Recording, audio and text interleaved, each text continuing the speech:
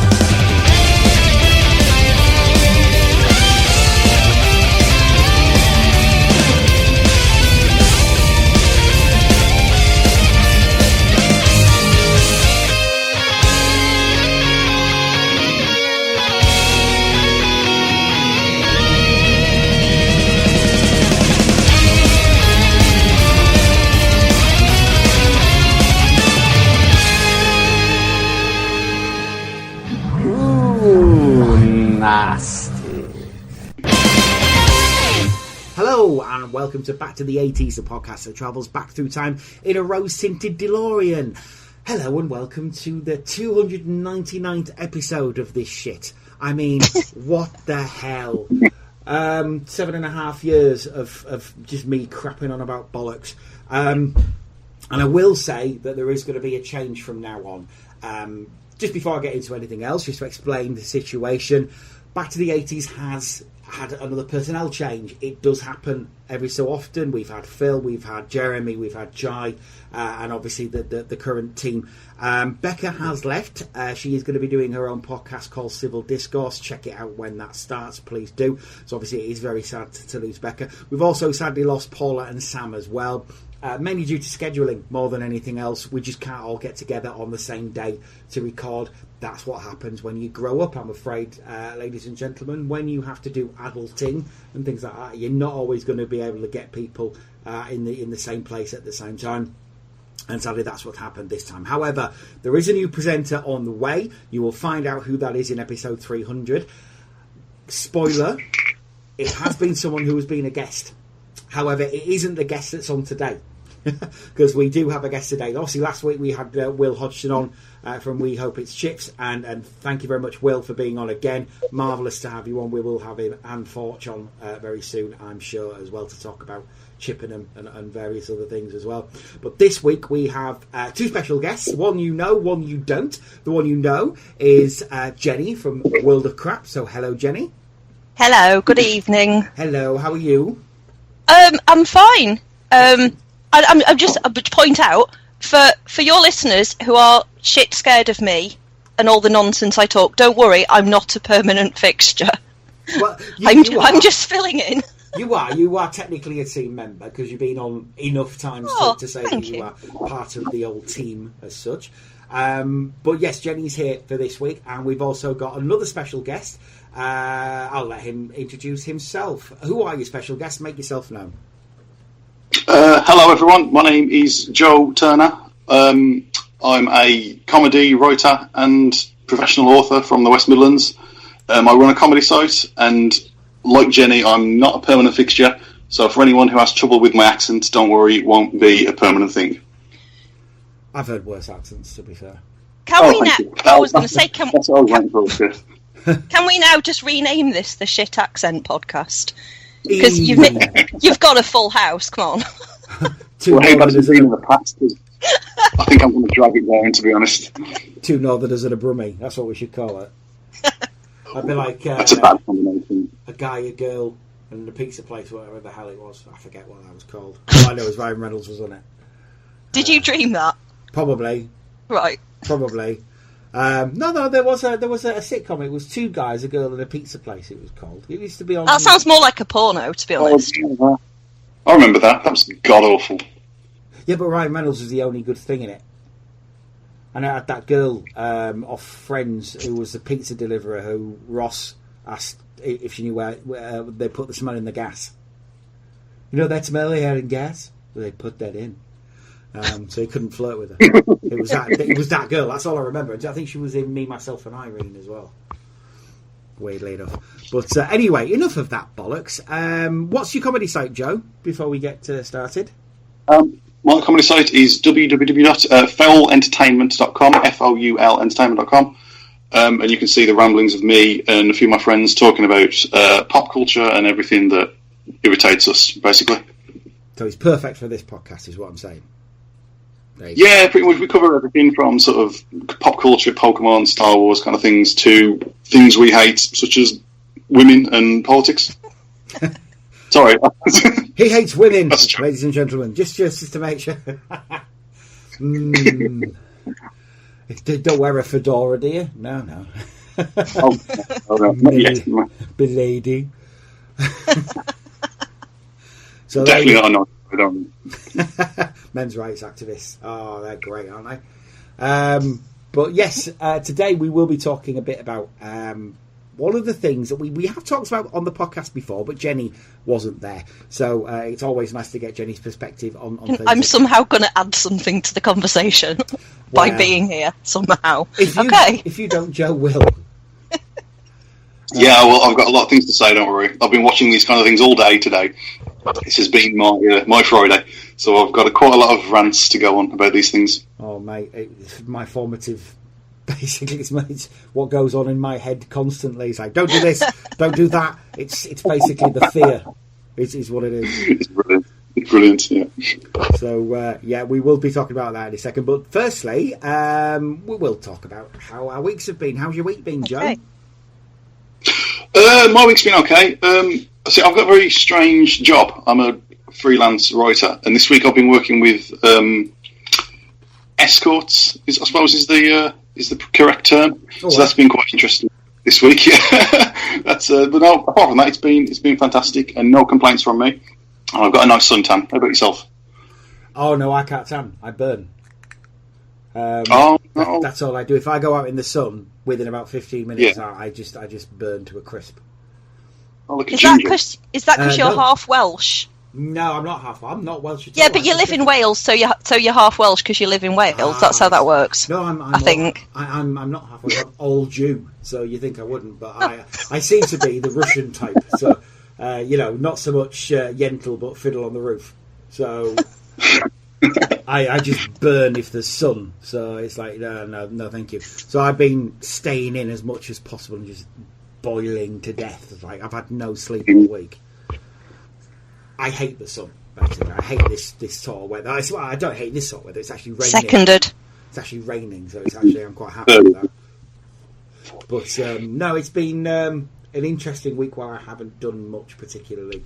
But when you say escorts, do you mean Ford escorts or or do you mean just a Ticolo type of escort?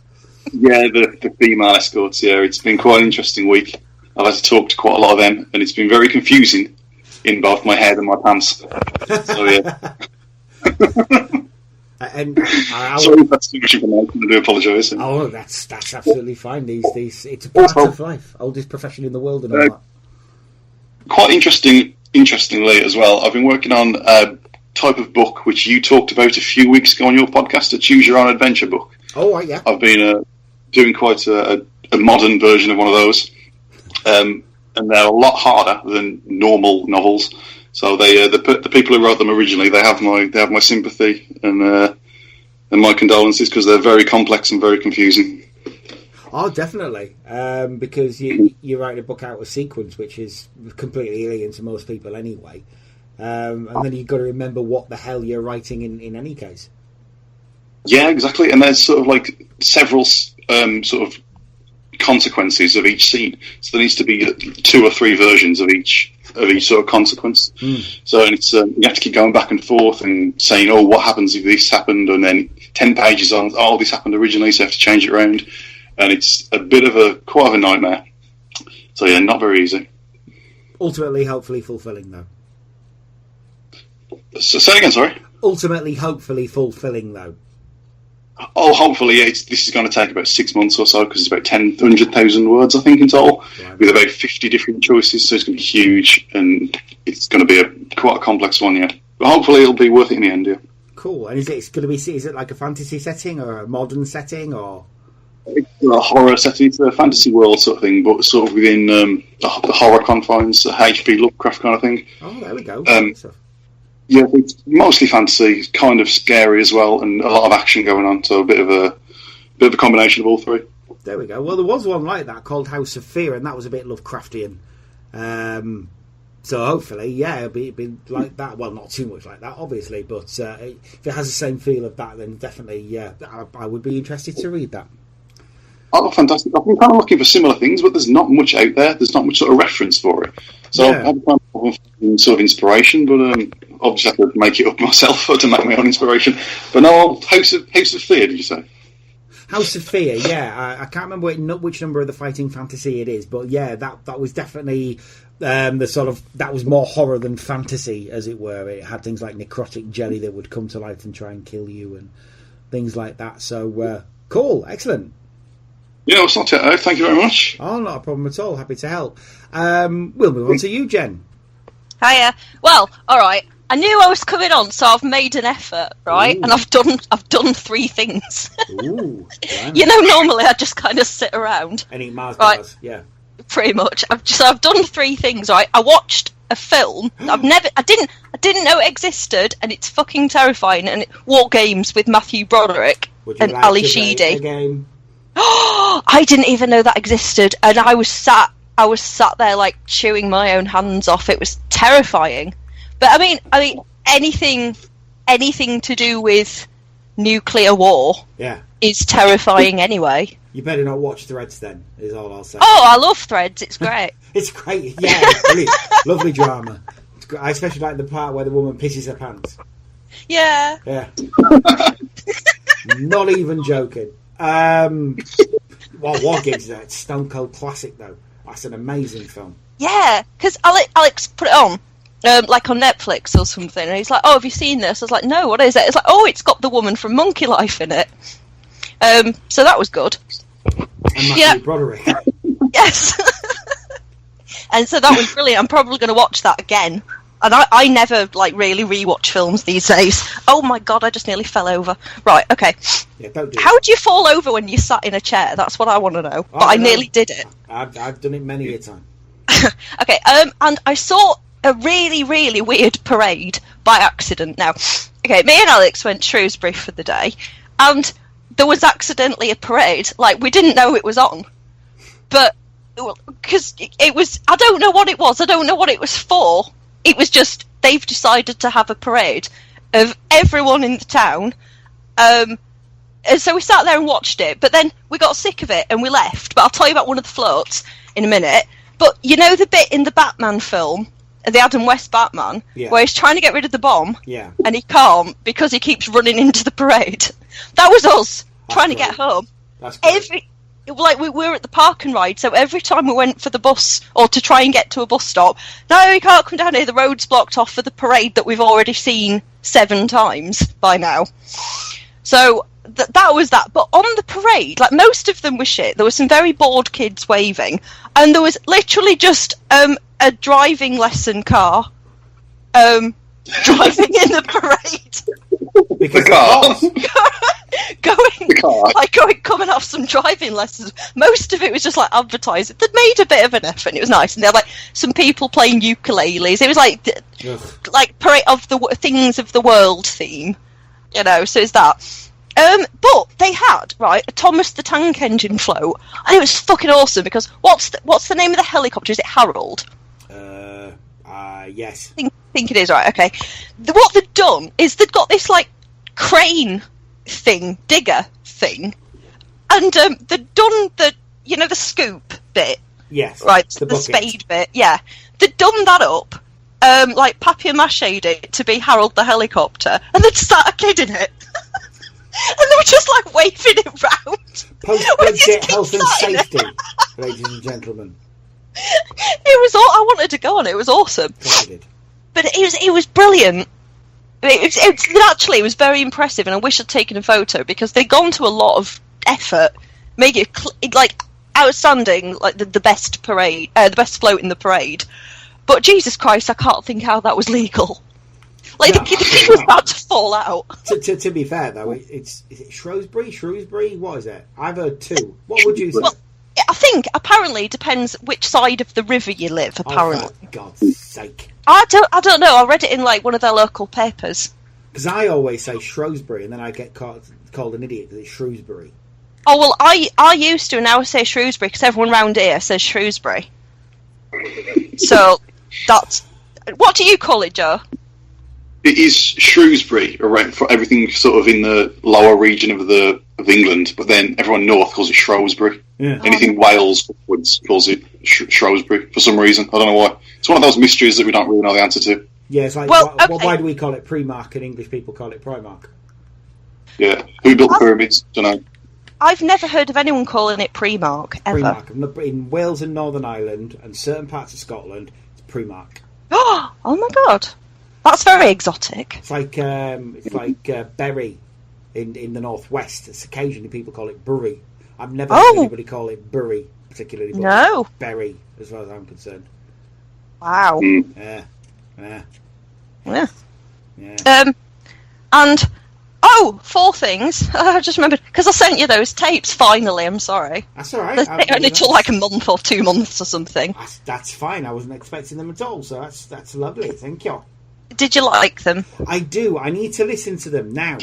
Interesting story about that. I didn't think that I would be because I needed to procure a tape player, so I had a look on the Argos site. The Argos site not only do a tape player, but they have one you can actually hook up to your computer, so you can put them on your computer. Wow, that's good. Yeah, but that is a bad thing because it means now I'm going to buy all the tapes, aren't I? So again, that's not a bad thing. Again, I guess not, but it means I'm going to have a massive collection of cassettes from sort of that 1983 of Play School. Which is awesome. I do need to. I have worked out I can open them up without destroying the packaging because I don't want to really destroy the packaging on them now. No, of course not. Because they look awesome. So just to let you know what they are, one's Play School and it is the Giant. Let's have a look. What's this say? The Sleepy Giant. I don't know who reads it. I'm guessing someone from Play School, but it's 80s Play School, so it's got the 80s Play School logo on it, which is awesome. I've not seen that since 1985. We've also got one from the Telebugs, Complex Confusion. I had this when I was a kid. Wow. So this is actually really awesome to have that. Oh, again. good. So yeah, that's amazing. The other one is the GoBots, it's Champions of Lixil, which I've never read. Even better, it doesn't only say GoBots, it also has Robo Machines, which is the British version of the GoBots. Which is even better. No, they're awesome. Thank you very much, Jenny. You're welcome. I've got some more in a suitcase, but I can't find the suitcase. It might be in the loft. Fair enough. I don't know. Anyway, and because it... anyway, and me and Alex figured out that we think it's our 5-year anniversary today. We think. Happy anniversary. Thank you. I don't know. It's at some point this year.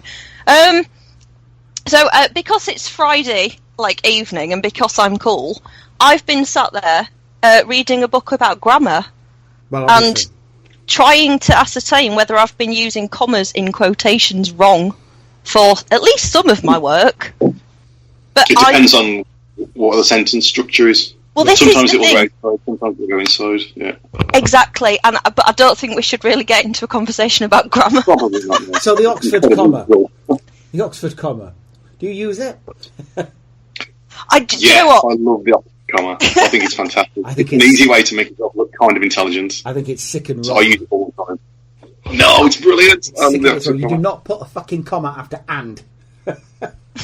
It's like people who say "and horrific." They need to be have their head caved in. It's a horrific. I don't want to get onto commas because in my line of work, people who put commas in the wrong places need to die. Okay, I have no names, but I have a guy who will consistently put the comma before the brackets and not after them. Oh my god! Ugh, no. Ouch. That is almost as bad. Almost as putting milk in before the tea. Almost. Yeah. That's not forgivable. I'll tell you what. I've got an. Oh no! I was going to say I've got an awesome segue into what we're talking about. Oh, right, okay. But no, because we need to ask about you first. I forgot. Me? I've been crapping on about myself for like an hour. That's all right. I don't mind that. That's fine. Like I say, I haven't been up to much really this week because obviously it's just been too fucking hot. Just way too warm to do anything at all. But yeah, I got those. Obviously, I got the tapes and stuff. Last week, and I don't know if I mentioned this. I don't think I really mentioned this with Will. Bought some awesome little Lego things. Don't often buy Lego because it's very expensive, especially not when it's new. But I was in Toys R Us the other week and I saw these, they call them Mighty Micros, and they're little vehicles with DC superheroes in them. Now, everybody knows how much I love the DC superheroes. So you've got Batman versus Killer Moth, and both got little vehicles. We've got Superman versus Bizarro. The thing I like about that is that the Bizarro vehicle is just the Superman vehicle reversed. Sold. Sold. And the Wonder Woman, it's Wonder Woman versus Doomsday, which is a bit wrong, but there you go. I don't suppose she'd be up against the Blue Baron. But the thing that sold me on that is that Wonder Woman's little vehicle is effectively the Invisible Jet. So, sold. But yeah, they're only about £9, I think, for two vehicles, which for Lego is quite reasonable these days, because Lego is horrendously expensive. The other thing that I do want is they do a Wonder Woman one, which is her, Ares, and Ares is massive, and they do Steve Trevor with his little World War One plane. So it's like, yeah, I kind of need that, because I do like World War One planes. That's like £30 though, and it's like, Jesus. Oh, God. Imagine being a parent having to buy Lego for your kids these days. I don't know, I reckon it was the same sort of expensive when we were kids. I think it was expensive. I don't think it was as expensive. I think and for the amount of money that Lego rake in, and believe me, that's a lot. Then it's a bit wrong. What else did I sort of buy? Oh, I did buy something really awesome, and for anybody who is a DC superheroes fan, this is quite a good thing. In B&M, occasionally they have really damn good bargains on toys, and this was a set of the Justice League figures. The Alex Ross miniseries called Justice, so they all look like those iterations of the characters. So you get Superman, Batman, The Flash, Wonder Woman, Green Lantern, and Aquaman, and it's $39.99. Now I looked online at Amazon and it was about £80, so it's effectively half price. So, cool. Good buy. Yeah, they've got a Dark Knight Returns set as well. So they've got the Frank Miller Batman and Superman, and Carrie Kelly Robin, and the Joker from that set as well, and it all comes with the little diorama, and that's about £30, and I probably will get that when I get paid, if I can find somewhere to bloody put it. But yeah, so anybody who's into DC superheroes and do want some decent figures, they are really, really nice, sculpted, and they're all quite shiny as well. So that's always good. What else have I been doing? Not too much, like I say. Listening to various podcasts, getting into various podcasts, which is quite cool. I will be on a podcast Tuesday, so next Wednesday I'll be on somebody else's podcast. My friends Aaron and Andy do the Smorgasbord, which I've talked about before on this podcast, and they will be having me very kindly on their show on Tuesday, and they will be coming on here at some point in the near future as well. But other than that, I haven't really been doing that much. So I suppose, unless anybody's got anything else that they've just remembered. No? Never. No. We shall move on to the break, and then we can get on to the meat and potatoes of what we're going to be talking about this week then. So the break this week is from the HTV region. I don't know if it's West or Wales, so I do apologise. But it's from the 26th of June 1986. Jenny has seen these adverts. I don't know if Joe has. But Jenny, there's a trailer for a drama called Sphinx with John Gielgud in it that looks awful.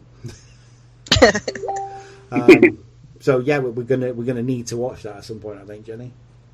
Yeah, popcorn and Sphinx movie night.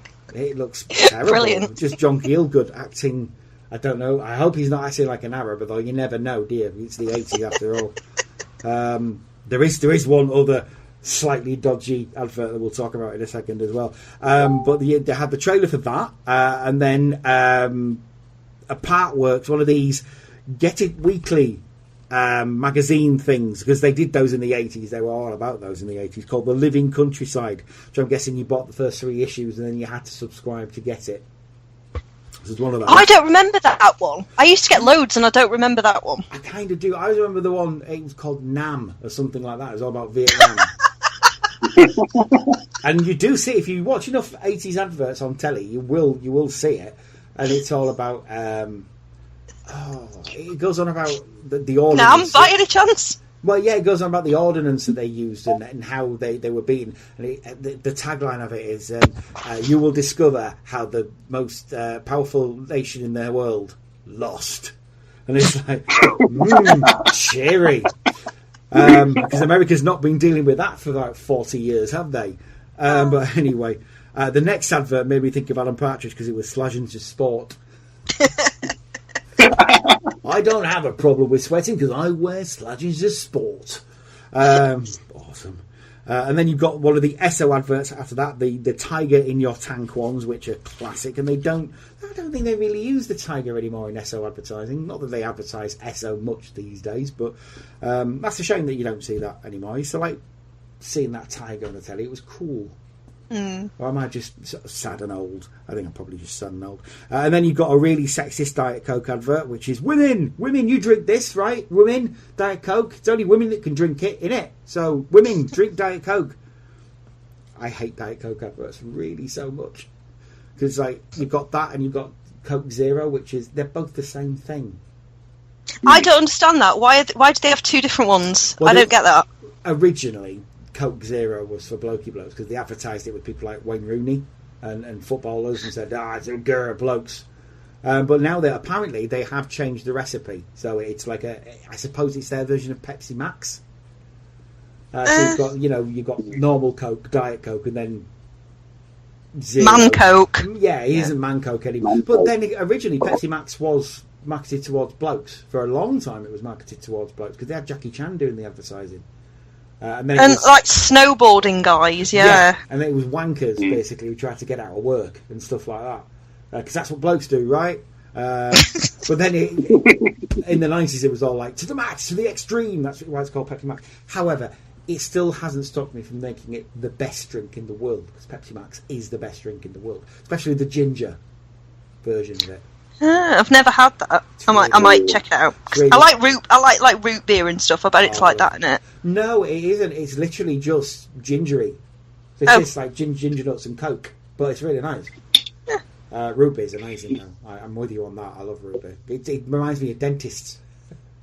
It tastes like that stuff they give you. It's great. I love it. Then we've got an advert for blokes after that, which is the Braun 1-2-3 razor. They never work. I don't trust electric razors because they just don't work. I don't know if anybody else has had experience of them, but yes, I've got a beard, so that just shows you how much I care about shaving these days. But there you go. Oh yeah, this is a slightly racist one. It's an advert for Carling Black Label, and it's sort of set in the 1800s in India. So you've got a British military type blokey and his wife eating dinner, and you got the I don't know what they're called now. Waller, I think it is, isn't it? The Waller doing the fan and pulling the thing to make the fan go. Now, the guy playing the Waller isn't Indian. Well, in Half Hot Mum, the guy playing the main Waller wasn't Indian. It was Michael Bates, who used to be on Last of the Summer Wine. So, and that's basically why it doesn't get repeated anymore. Because that and the fact that Windsor Davis makes a lot of allusion to "you bloody puffs," a lot, bloody puffers, and all that kind of stuff.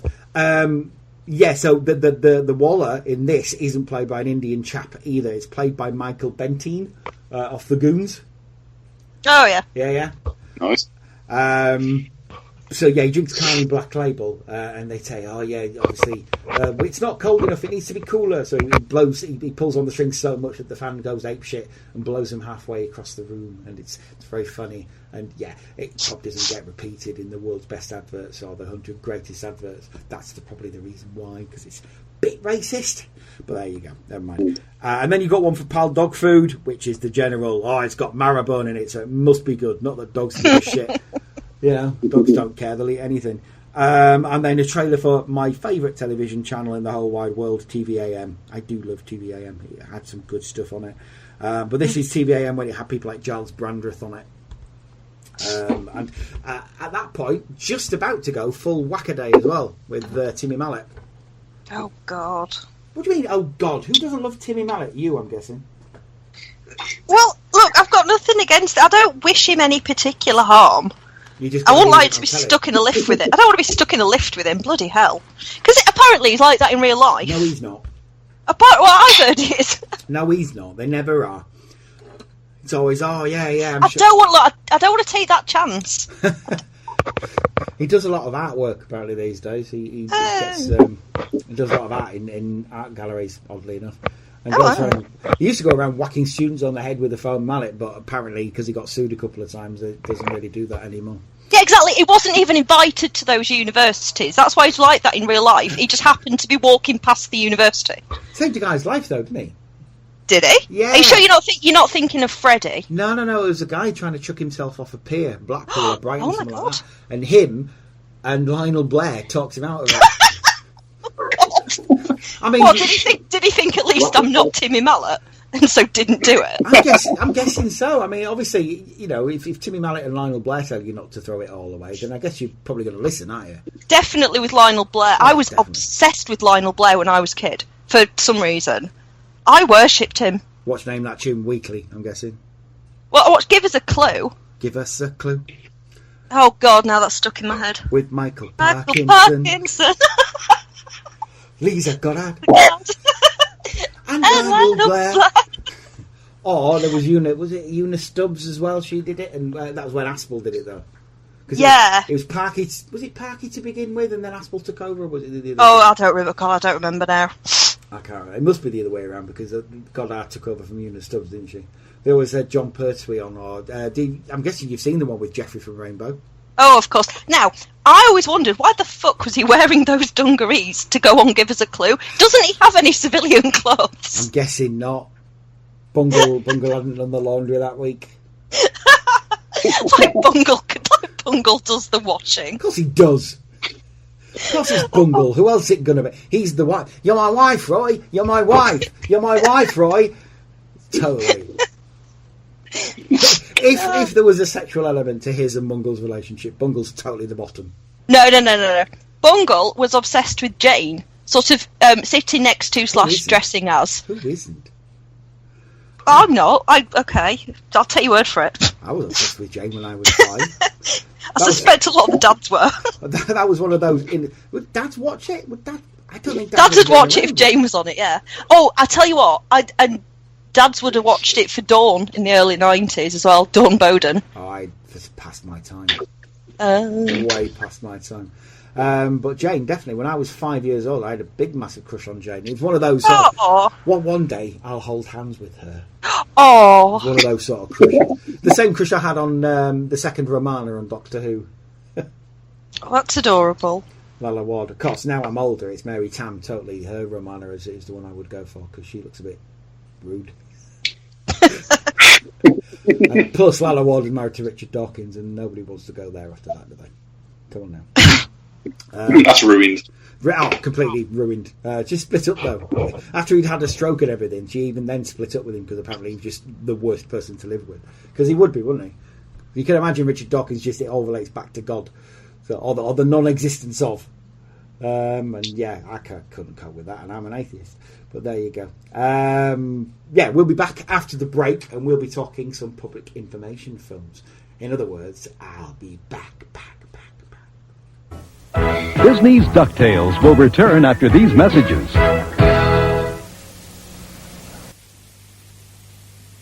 Had to be certain that you were who you said you were. Next Wednesday on ITV, Sphinx. Leslie Ann Down makes one discovery after another and finds her own life in danger. What do you know about the black market? A tale of mystery and intrigue in which the secrets of the past return to haunt the present. You don't think she knows something? Sphinx, next Wednesday at 10:30 on ITV.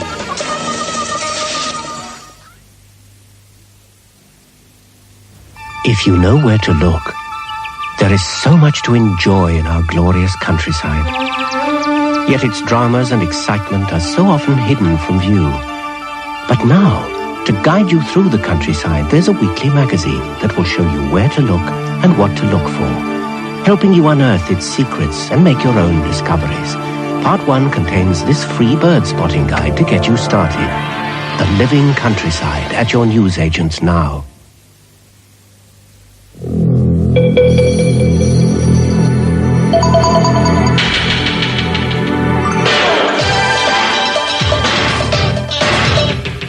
Slazenger Sport.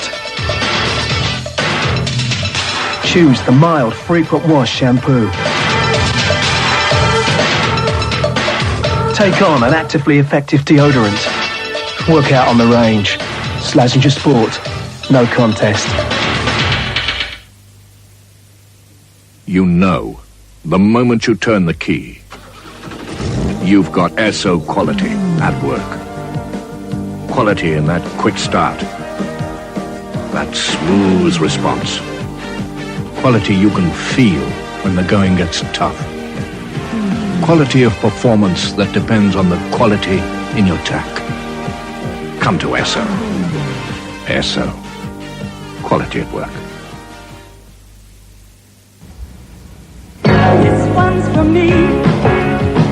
It's Diet Coke. For looking good and living good, it's Diet Coca-Cola. Real cola tastes so good you'll feel refreshed. On calories to look your best. For you and me, the taste is right. It's Diet Coca-Cola. This one's for me. Diet Coca-Cola. New Brawn System 1, 2, 3. Position 1, the platinum-plated foil for closer shaving. Position 2, the trimmer cuts longer hairs, then the foil polishes them off. Position 3, for precise trimming. The new Brawn. Closer than your current shaver, or your money back.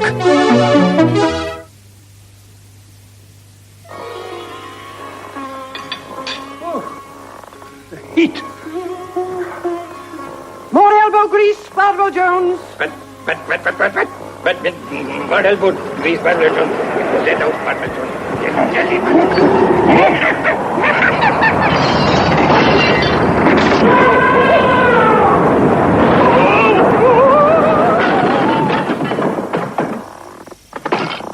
I bet he drinks Carling Black Label. It's never had that effect on me. Your best bet for a fuller flavour.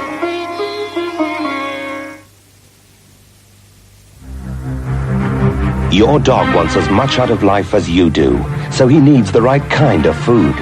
There is a dog food that contains a particular concentrated source of calcium, phosphates, and vitality-giving nutrients. That source is marrowbone. Pal is the one with marrowbone, for healthy bones, teeth, and coat. Let your dog stay fit and active on Pal. Pal with marrowbone for lifelong activity. Wake up every day to the newsmakers on TV AM. Every weekday, Good Morning Britain brings you the very brightest star faces, the people who are making the news, and all the latest news itself from around the United Kingdom, around the world, and even beyond. Plus, we've the brightest team of top journalists and presenters to start your day off on the right note. So get into the picture every morning on ITV from 6:15 to 9:25 with a winning team at breakfast. Have you woken up yet to the newsmakers on TV AM? And now, back to Disney's DuckTales. And we are back. I hope you enjoyed the ads as much as we did, he says, knowing full well that we didn't sit through them. Right, can I do my really clever link? Oh, go on then. You know when you were talking about putting the milk in the tea? Yes. I was going to say, putting milk in tea, that's very unsafe. That was it. That was it. That was amazing. It sounded better in my head. Why ITV's not banging on your door for links, I just don't know. Yeah. That was great. Oh my word. It got the job done, shut up. So did the bombing of Dresden, but you know, you'd rather not have to do it. But well, there wasn't a public information film about that, probably. I don't know. Oh, I don't know. Kind of. We'll go into that in a bit anyway. Yeah, public information films. They were a thing from the late 40s, really. So from the late 40s onwards to now, even though the COI, the company or the Central Office of Information, we say, not a company, they don't exist anymore, but there are certain companies that still make them. Well, I was going to say, you don't tend to see them anymore on TV, or do you? Am I wrong? They're sort of the last one was in 2010, I think, from the research I've done today. Yeah. The last one was 7 years ago, I think, and then before that was like 2006, 2008 kind of time. Well, so I know. Today's age now. In 2014, they did remake Charley Says. Yes, that was because it was the 40th or 50th anniversary of it. Yeah, but I mean, I can't imagine it was on TV like all the time. They are kind of on telly because the COI closed back in 2011. It was. You've got companies like Think, Fire Kills, the DOE, the NSPCC, National Rail. They make them, but they're sort of slipped into adverts rather than the BBC doing them. Because obviously, anybody who has listened all the way through to an episode of Back to the 80s will know that sometimes you do have an old public information film, and then you have me saying in my best BBC pronunciation voice, that was a public information film. And that you've got that a lot. And on ITV, occasionally you've got them, but they do slip them into adverts, so you do get them. They're just not as prevalent as they used to be. Basically, like I say, the earliest ones were made during the Second World War. They were shown in cinemas. They were made by and starred a guy called Richard Massingham. Now, if you've ever seen all of these old ones, especially the coughs and sneezes, spread diseases one, he's the dopey-looking fella who sneezes and gets told off and hanky shoved in his face. That was Richard Massingham. He made them himself, basically. And then they were commissioned by the Ministry of Information, and if you've never seen them, watch them. They're great. He does one about coughs and sneezes, spread diseases. There's one about different money that you should be taking abroad and how much you should be taking abroad and things like that. That kind of thing. There are also really old ones about how to use traffic lights for drivers, basically, because they're that old that the notion of traffic lights and the notion of having a car was that new that people didn't know how to use traffic lights. Wow. So there were people getting basically killed just by being run over all the time. So for pedestrians and drivers, really weird stuff. Are we to take from this then that if we don't really get them anymore, that everybody has just stopped being so unsafe? No. I didn't think so. Just that the government doesn't care anymore. They want to get the numbers down. Pretty much, yeah. Oh, I think God. so. Well, there really should be a PIF now about, like, don't take fucking selfies in dangerous places, or stop playing Pokemon Go in the middle of the road. There's loads of stuff they can do. Well, they did one a little while back now, and it was quite shocking, and it was about texting when you're basically crossing the street or looking at your phone when you're crossing the street, and it was really shocking. It was a bunch of kids, one side of the road, a bunch of kids on the other side of the road. Oh, yeah. And it basically, the car just slams into the person, then just fades to black. You just hear the kids start screaming. And that's based on an Australian one. Australian ones are quite good. If you ever see Australian public information films from now, they don't hold anything back. And there was one that said, "Don't be a bloody idiot when you're crossing the road, mate." And it literally was that. And it's like, just stop being a bloody idiot, mate. They just don't mince their words. We're sort of not as bad as that, but yeah, the early public information films, and if you have or are able to get hold of a copy of Charley Says, which was a 2 DVD set, basically just showing most of them that were made. In the 60s, in the 50s and the 60s, they took a more conciliatory tone. And they basically tried to say to people, come on now, be a better person. No, they literally ask them, a lot of them are sort of road based and say, don't be rude on the road or keep death off the roads and all this kind of stuff. And basically they just didn't work, I'm guessing, because in the 70s... Because people are shits. Yeah, exactly. In the 70s and 80s, which is the period I think we're sort of covering, they took a much different tack. It's basically, let's just scare the shit out of people. Oh my God, do you want to know something? In other news, I've just drawn a smiley face on the bottom of my foot, and now I can make it do like expressions.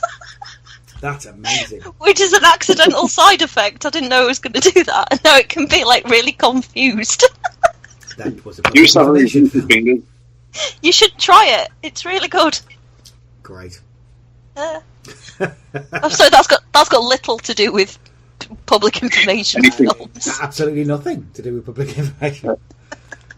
So there you go. So Joe, yeah, you said you've been watching some of these today. Now, I'm guessing you're a bit younger than I am because I'm 40 years old. I'm 30, so I was 3 at most in the 80s.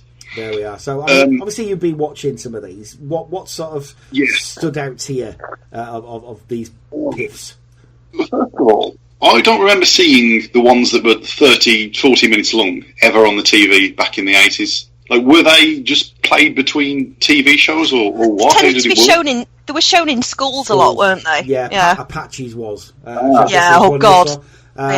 Apaches and there Apaches was brilliant. I love that so much. That was one of the best things I've ever seen. First of all, the reason that one stood out as being so awesome is because it's a horror movie done correctly. Like, if you take a horror movie today, they don't know what is scary, and they just kind of throw you jump scares and everything around your face. But that did everything properly that an 80s horror movie would and should do today, but don't. And I think it was the problem was with it at the beginning when I saw those kids, I wanted them all to die because they were all kind of like shitheads. You know, we see those kids, Jesus Christ, not that. It's whatever, go and play on a tractor, who cares? But I know that's not the point. But anyway, it stood out to me that it was very morbid and it was very realistic more than anything. And it does kind of stick with you as a lesson, even though it's kind of stupid and whatnot. Oh, absolutely, and I think that's definitely the point of it, is that, to make it so that it won't leave you. Yeah. So when you close your eyes, you can see the kid drowning in the bloody septic tank, basically. Like recent experience I've had of these kind of films is the ones from 2000 and early 2000s and stuff, when it was sort of the fires in homes one and the texting one, like you say, that one was quite brutal. And there was one a few years ago about gun crime where a woman just sort of shoots a family at the table. Sunday Lunch, that was called, Sunday Lunch. Well, they had one in Northern Ireland that was similar to that as well, and it was about basically grassing up your neighbours because it was produced during the Troubles. Oh, that's not the one, Man in the Moon, or... Could be. Cats in the Cradle. That's the one, yeah. And that, obviously that was only shown in Northern Ireland. It was only shown sort of a few years ago over here as a sort of historical thing. And that is awful. I mean, it's like, wow. But then again, there was a war going on, so, but yeah, Patches is sort of like that he will stay with you. Like I say, it's the gate falling on the kid as well. Oh, that was so funny. Oh my God. In fact, on my notes next to me, I've written gate falls on child equals hilarious. Yes. So that's all I've been talking about. It's because they make it obviously it's a dummy. I suppose when you're a kid, you think, oh, shit. But why would there be, like, a loose gate could be anywhere in the world. It's not just specific to farms. Oh no, I think it's basically because little shits tend to turn up in two places: farms and railways. Yeah, true. I think there was a spate of just like horrific accidents. I mean, the septic tank when he falls into the shit basically and drowns. Oh God! That keeps happening. Yeah, that's the worst way to die. Yeah. Of all the ways to die, that's the last on my list. Drowning in actual shit. Yeah, couldn't think of a worse one.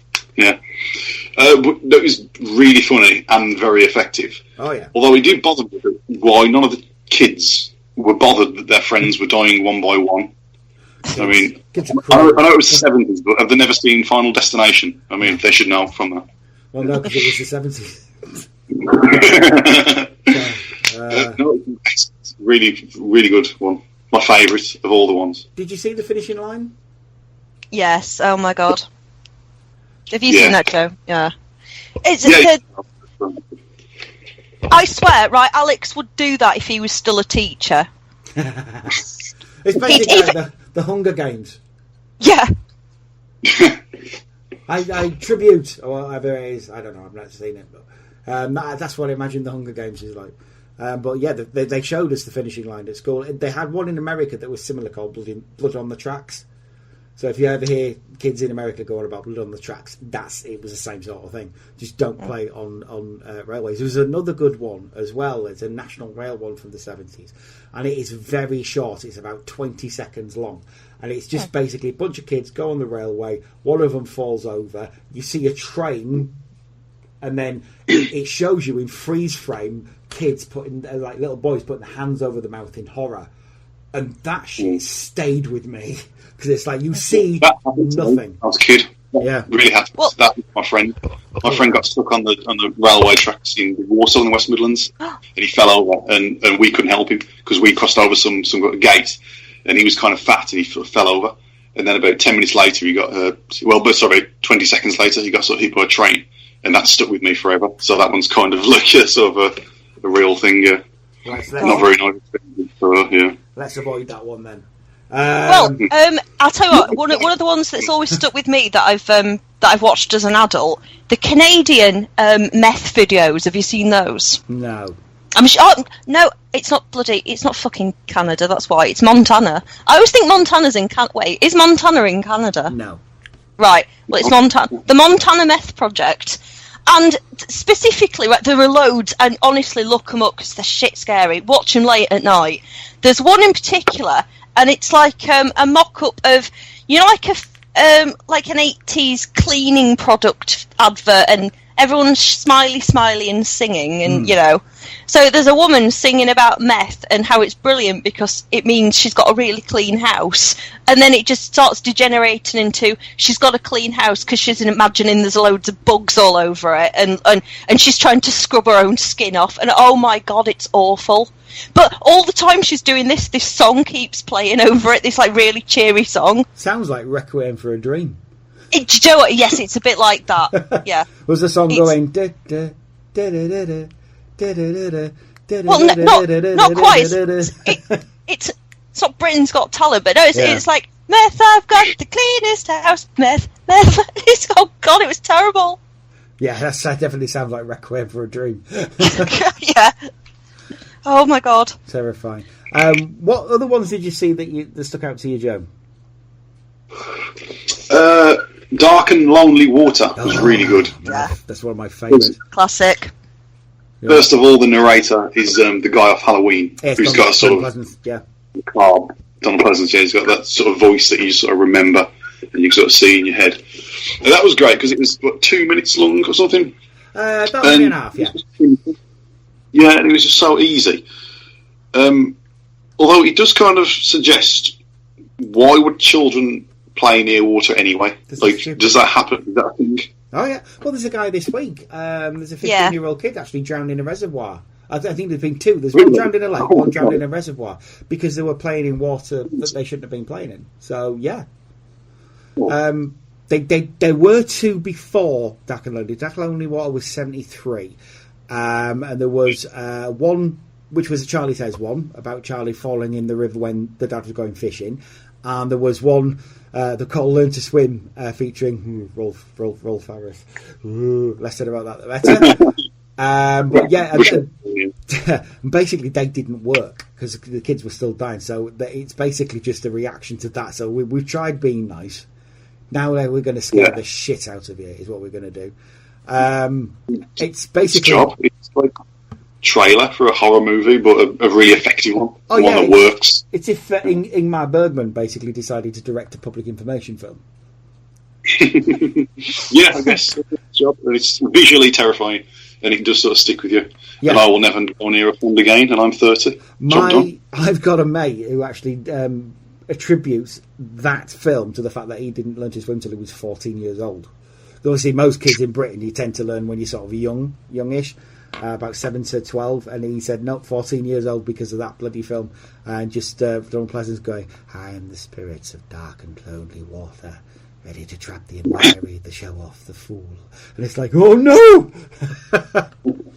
Yeah. Although it does suggest, what is the moral of the story? Is it saying, don't go near water, don't be stupid near water, or learn to swim? Don't even drink water.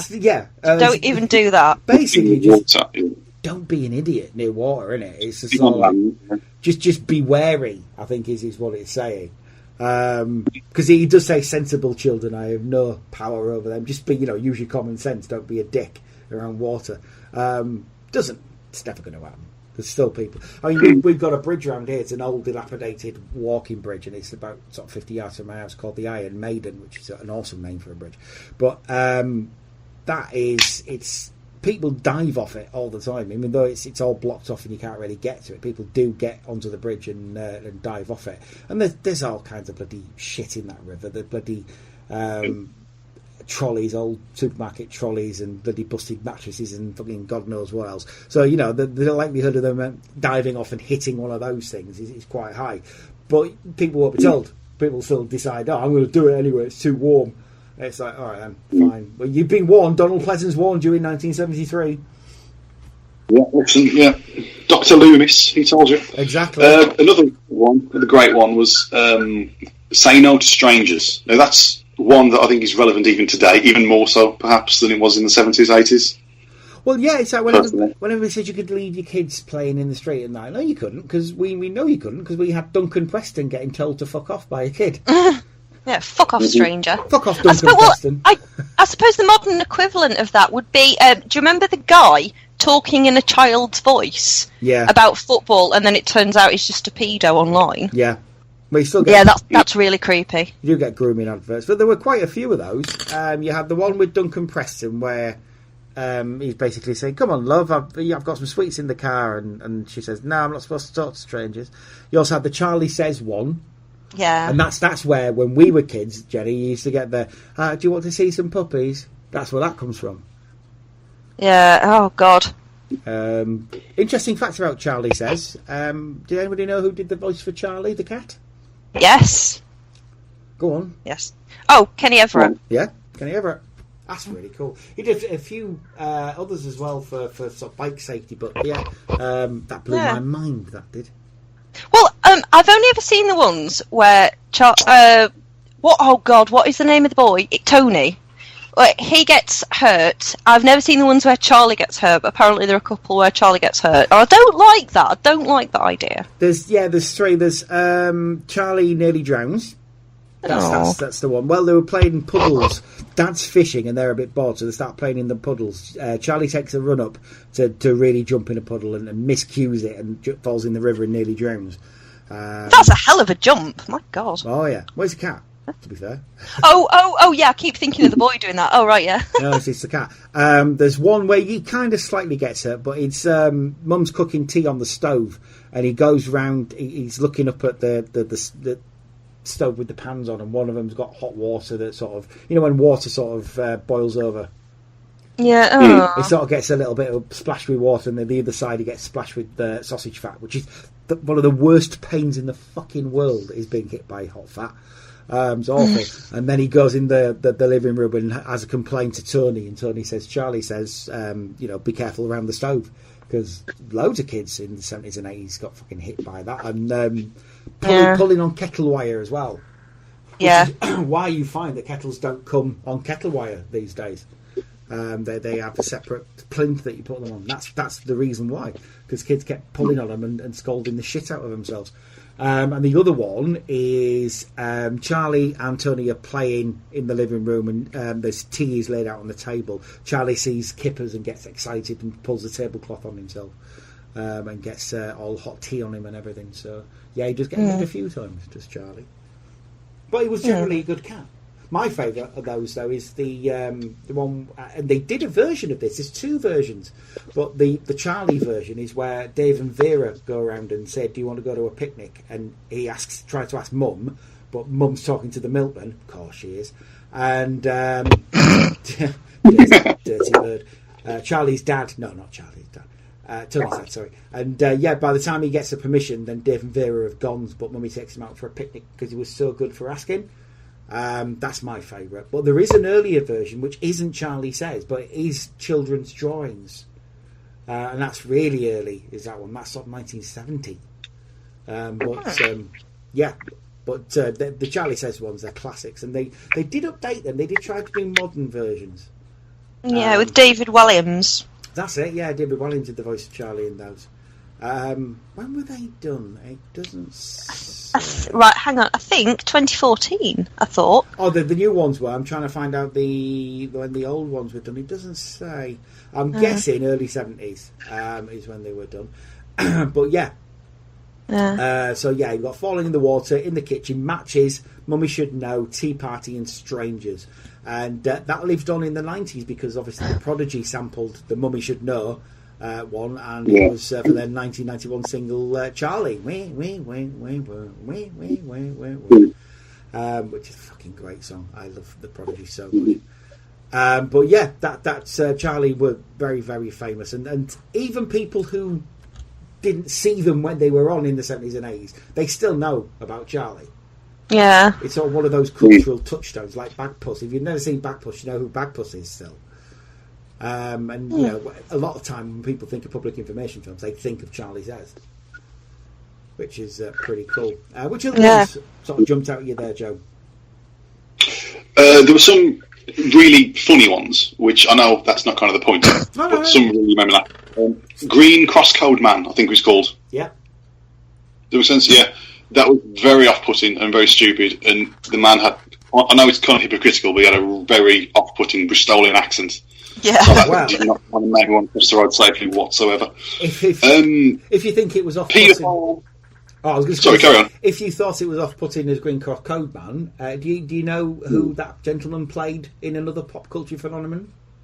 He looked familiar, but I can't put my finger on it. Who was it? You wouldn't know his face in that role, but David Prowse is the guy who played Green Cross Code Man. He also played Darth Vader. No way! Oh, he's Darth Vader. Really? Yeah. You can't assume it's James Earl Jones. He is no, he's the body of Darth Vader. Is Dave Prowse, and originally all the lines. You can see this online if you put original voice Darth Vader. Then you can hear David Prowse doing the lines of Darth Vader. So, you're part of the Rebel Alliance and a traitor. Take it away. What a curious step up, then, I guess, from Green Cross Code Man to Darth Vader. I don't know. Darth Vader didn't keep anyone safe in Redditch. I'd say that's quite an achievement. Exactly. No, he played Vader and assumed that his voice would be kept, and was very unhappy when James Earl Jones's voice came out of the character instead. Famously banned from all Star Wars events by George Lucas because they fell out massively. For a few reasons. One reason was that he was told something different when he did the No, I Am Your Father. Obviously James Earl Jones knew about that, but David Prowse didn't. So it was a complete surprise to him that he ended up being Luke Skywalker's father. Wasn't happy. Spoiler alert. The other thing, yeah, exactly. The other thing that he wasn't happy about is that to this day he still hasn't been paid for doing The Empire Strikes Back. Oh, no way. It's because they did that Hollywood accounting that they sometimes do, where the film technically doesn't make a profit. Actually, my boss Simon, he's just written an article for Den of Geek about that. I don't know if it's gone up yet. Oh, right, okay. But have a look out for it, yeah. Yeah, technically, Empire Strikes Back's never made any profit, which is astounding when you think about it.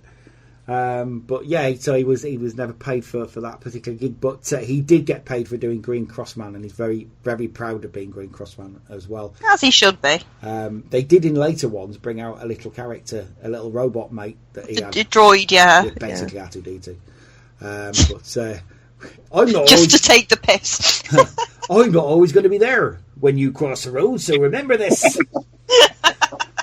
They did loads of them. They didn't just do Green Cross Man either. They did. I think he did it in '70, and then he took a break for a couple of years. They ran that campaign, then took a break, and then in the middle, in about 1974, they did Famous Faces of the Day doing Green Cross Code stuff. So there's one with Kevin Keegan, because obviously he was the best player in Britain at that time. There's one with Joe Bugner, the boxer. See if I can. So you should be crossing the code with the Green Cross Code man, which is very hilarious. There's one with Mud, the band Mud. It's brilliant. It's brilliant. And my favourite of those is Alvin Stardust in the whole My Cuckoo sort of get up with the one hand in the black glove and all that. But he pulls the kid back and says, "What are you doing? You must be out of your tiny mind." And it's just like, I love it so much. If you haven't caught those, please catch them. And they did another weird one just after Green Cross came back as well, and it was a double campaign. There was one with John Pertwee and one with Derek Griffiths. Awesome Derek Griffiths. And it's Splink. You ever heard of Splink? No. Splink is weird. It's the most clunky acronym ever. I'll see if I can pull it up what it's supposed to be. Where are we? There we go. Yes, Splink. So, he was in 1976. John Pertwee, who had been Doctor Who and was just about to be Wurzel Gummidge. So Splink stands for, and I'll try and do it in the list of John Pertwee. First, find a safe place to stop, to cross, then stop. So S for safe. Stand on the pavement near the curb. P. Look all around for traffic and listen. If traffic is coming, let it pass. When there is no traffic near, walk straight across the road and keep looking and listening for traffic while you cross. Splink. What? Catchy. Very memorable, yeah. Not stop, look and listen now. I think we know why Splink wasn't successful. Bless him, not even John Pertwee could make it awesome. But Derek Griffiths tried as well.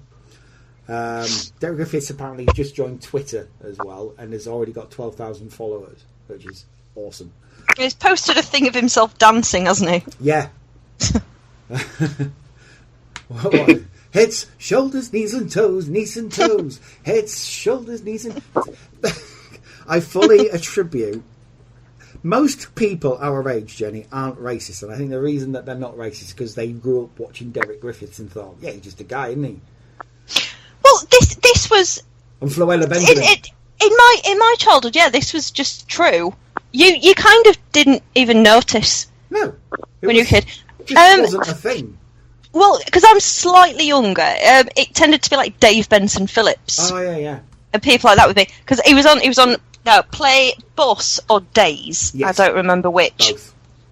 Okay, and he did the playground stop, and then of course did Get Your Own Back. Which is awesome. But yeah, you didn't even notice. It didn't even occur to you. No, when I was a kid, you had Derek Griffiths and Floella Benjamin. Yeah. Floella Benjamin apparently has found the Fountain of Youth because sadly Brian Cant died this week of play school, play away, and Trumps and Campbellwick Green, and God, he did everything. He was very formative of my childhood. But Floella Benjamin spoke about it. I'm like, have you not aged? Baroness? Do you know what? Floella Benjamin, by the way. Jane has not aged either, speaking of that. Which you might be interested in if you still fancy her. A little bit. You've got to fight Freddie if you want to get near her. And formerly Rod, apparently, as well. Because she's been with both of them, Dirty Bird. But there's don't let me get onto that whole thing. One other time. 3 hours. Another time. Any others that sort of popped out at you there, Joe? Don't inject AIDS was a great one. Yeah, best not do because there was no sort of build-up. It was very sledgehammer. It was just straight in there. Don't inject AIDS because you're going to die. There was no sort of build-up. They didn't need it. You know what I mean? So that was a really straightforward one, to be honest. Was that the John Hurt ones? Yeah, it's actually quite a recent one, I believe. I think it was around 2003, maybe. Oh, right, okay. I don't think I've ever seen that one. I remember the AIDS Don't Die of Ignorance ones. I watched that today. Yeah, I watched it today. Terrifying. Yeah. Especially when I was 10 years old when that sort of AIDS became a thing properly. And nobody would ever say what it was or how you caught it. So it was for a little kid. It's really scary because you're just thinking, how would I catch this? Because like I said, the news obviously didn't want to talk about sex and stuff like that. So it's like, and then you saw these massive monolithic AIDS don't die of ignorance sort of tombstones, and it's John Hurt's voice, which was naturally scary anyway. So yeah, terrifying. Scared the shit. Nasty. Scared the shit out of me. AIDS. I never realised what don't die of for a while. ignorance. What else was there? Paedophiles use the internet was one that is more relevant than ever, yeah. And that's what a recent one as well, about 2006, I believe. Well, that's because they use hoax programs, don't they? And they've got this this pheromone that they put through your keyboard, makes you smell of hammers. Make child smell like hammers. Yeah. This is Richard Ashcroft. I'm feeling more suggestible now.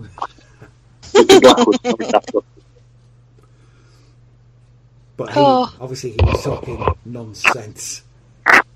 Oh nonsense! My God, that is still a good. That's the best thing ever made.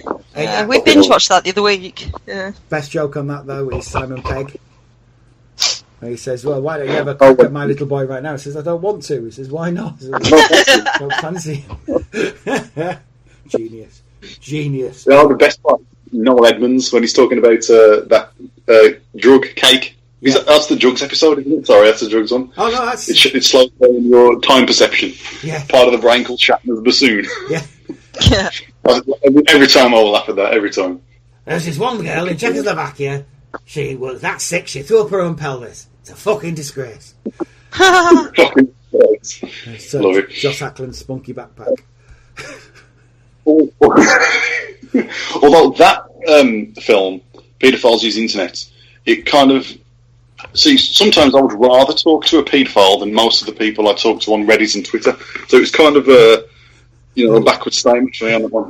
They're less egregious. Yeah, exactly. They're more interesting to talk to. Although I think that was all the ones which really sort of stayed with me. There was the play safe one about the electricity lines one. Yes. But it shouldn't take 10 minutes to say, don't touch electricity. Well, I think that's pretty obvious. Well, see, obvious to you.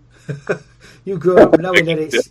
You've grown up with pylons being a constant thing. I think part of it, I think, is just that people just weren't aware what electricity was. And I'm not even being nasty with that. I think they just generally didn't know how it worked. And that, I've got a kite, it's a nylon line, it'll be fine. It's like, it doesn't matter what it is. Anything's a conductor when it's that amount of volts going through you. There was but like you say, there was loads of them. They really laboured that fucking point. Because there was the one with the frisbee as well, where the kid goes into the substation. Jimmy! Yeah. With the really badly acted. That's the other one, yeah.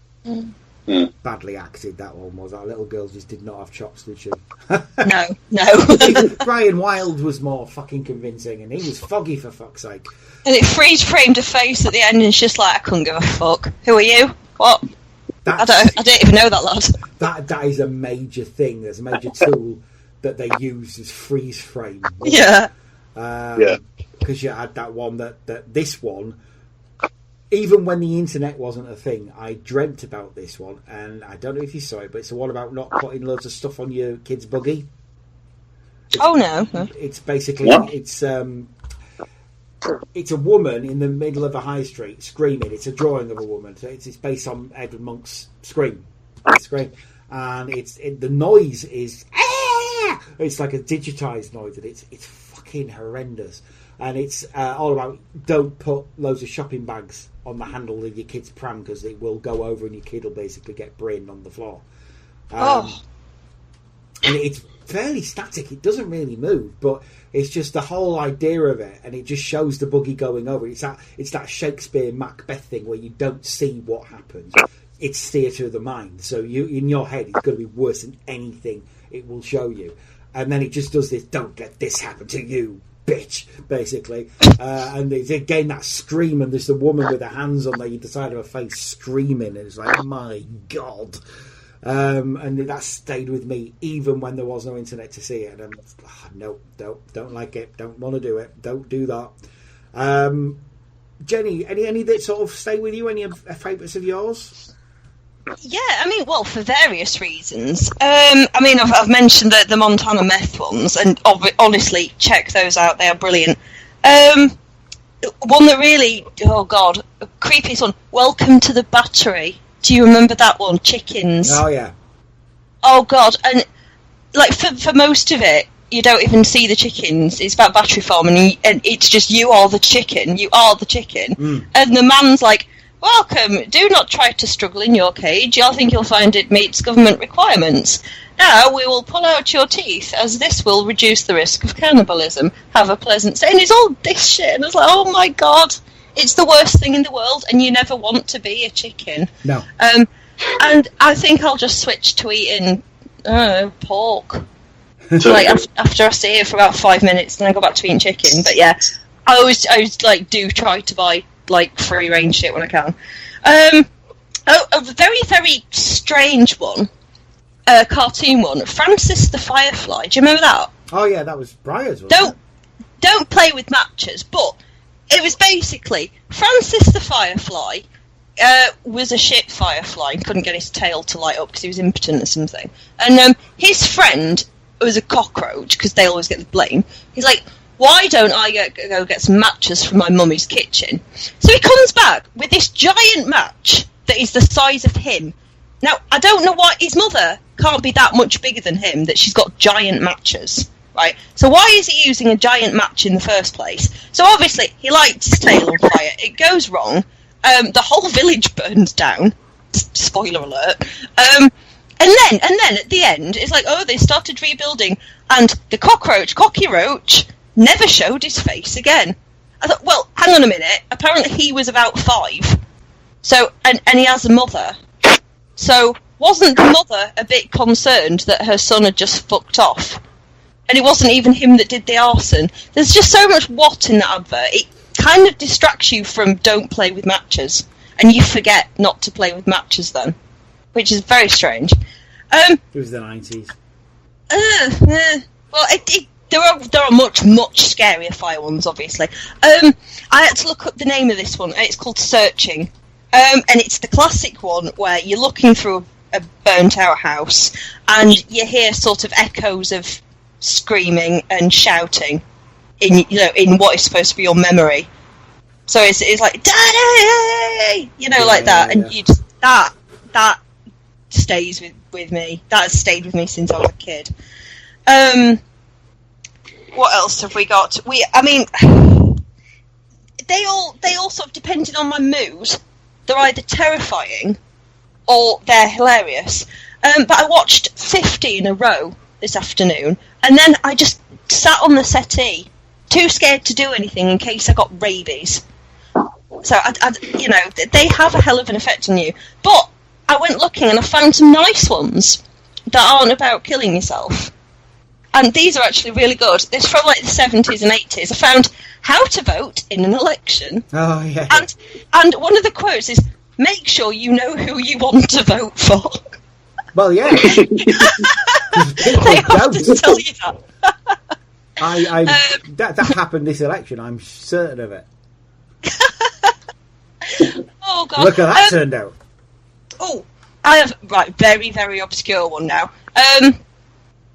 Can you tell me how there would be a public information film / rainbow crossover? Because I found one. Oh, wow, really? In my Sick Twisted Head it is one anyway. Oh, right, okay. Okay, there was one, and it's set in the 70s office, and it's keep fire doors shut.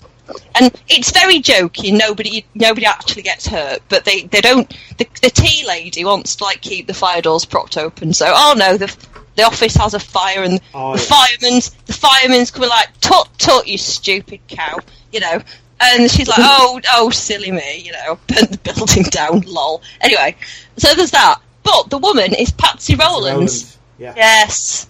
And she's Jeffrey. No, I don't know if she's Jeffrey's auntie or she's Bungle George and Zippy's auntie. She's somebody's auntie in Rainbow. She's everybody's auntie. She always played the downtrodden secretary in Carry On films. Yeah, and she was the mayor's wife in Carry On Girls. Yeah, and she was in Bottom as well. Oh my God, I keep forgetting that. Yeah.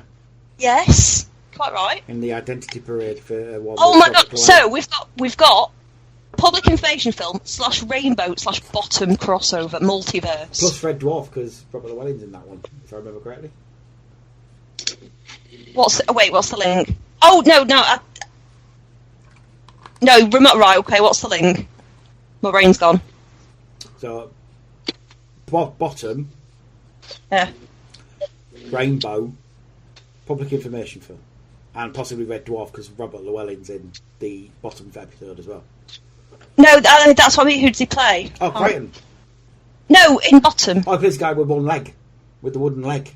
Oh God, yes. That's the bit I couldn't think of. How much would you give me for this car? Oh, that's brilliant work. Oh, it looks like it's been made by Javanese maidens. I'll give you 50p for it. God, it's no wonder they call you a bastard. They don't. Oh, that was. Oh, I love that. There was that. We also had some lovely Keep Britain Tidy. Yes. Information films, but the one I saw, it was basically it looked like my first Tampax advert for kids. Nice. It was filmed in such a way as you had your girl walking along the beach, being all independent and feminist. It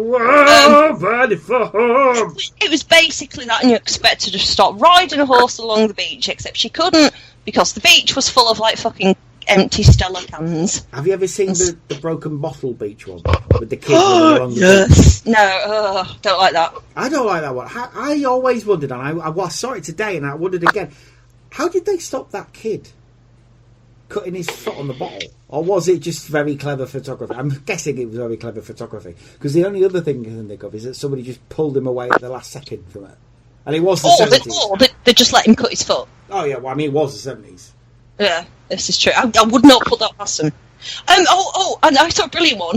I saw two. They're like odd cartoon things. Now, number one is make sure you go see your careers advisor. Yeah. And then you can have a career. But, there's another one to that. It's make sure your daughter gets a proper job, right? She's like, basically, if your daughter doesn't go see the careers advisor, she might get a job and it will be very exciting for her. But then she'll leave and have a family. And if she ever wants to go back to work, she won't have a career.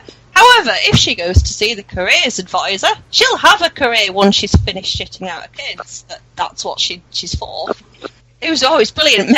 Make your daughter go. Your daughter specifically. Make her go to the careers advisor. That's quite progressive though for about 1970 old, isn't it? Yeah, he'd probably just tell her to have a career as a housewife though. To be fair, so she didn't need to bother. No. Have you tried being a housewife or a receptionist? Have you tried? Yeah, have you tried being responsible and bringing up your children? Have you tried being a stripper if you don't fancy that? Exactly. I mean, it is the 70s. And there's one more, which was nice. Well, sort of. Anyway, it was don't let strangers in your house, right? You'll know the one. He pretends to be the milkman, and then the gas man, and then he's from the council, and she's like, "This is bollocks, isn't it?" But she and then he's like, "Oh no, I'm lying. I'm trying to sell you something." And then he starts bullshitting, and they're laughing and joking, and eventually she lets him in because he's just worn her down. And then, proper laugh at this, the second he gets in the door, he shuts it and locks her out. She's a stupid bitch. Right, but then, she looks through the window at him and she says, "What is he doing with those candlesticks?" Implying that he's putting them up his bum. Rude. Yes.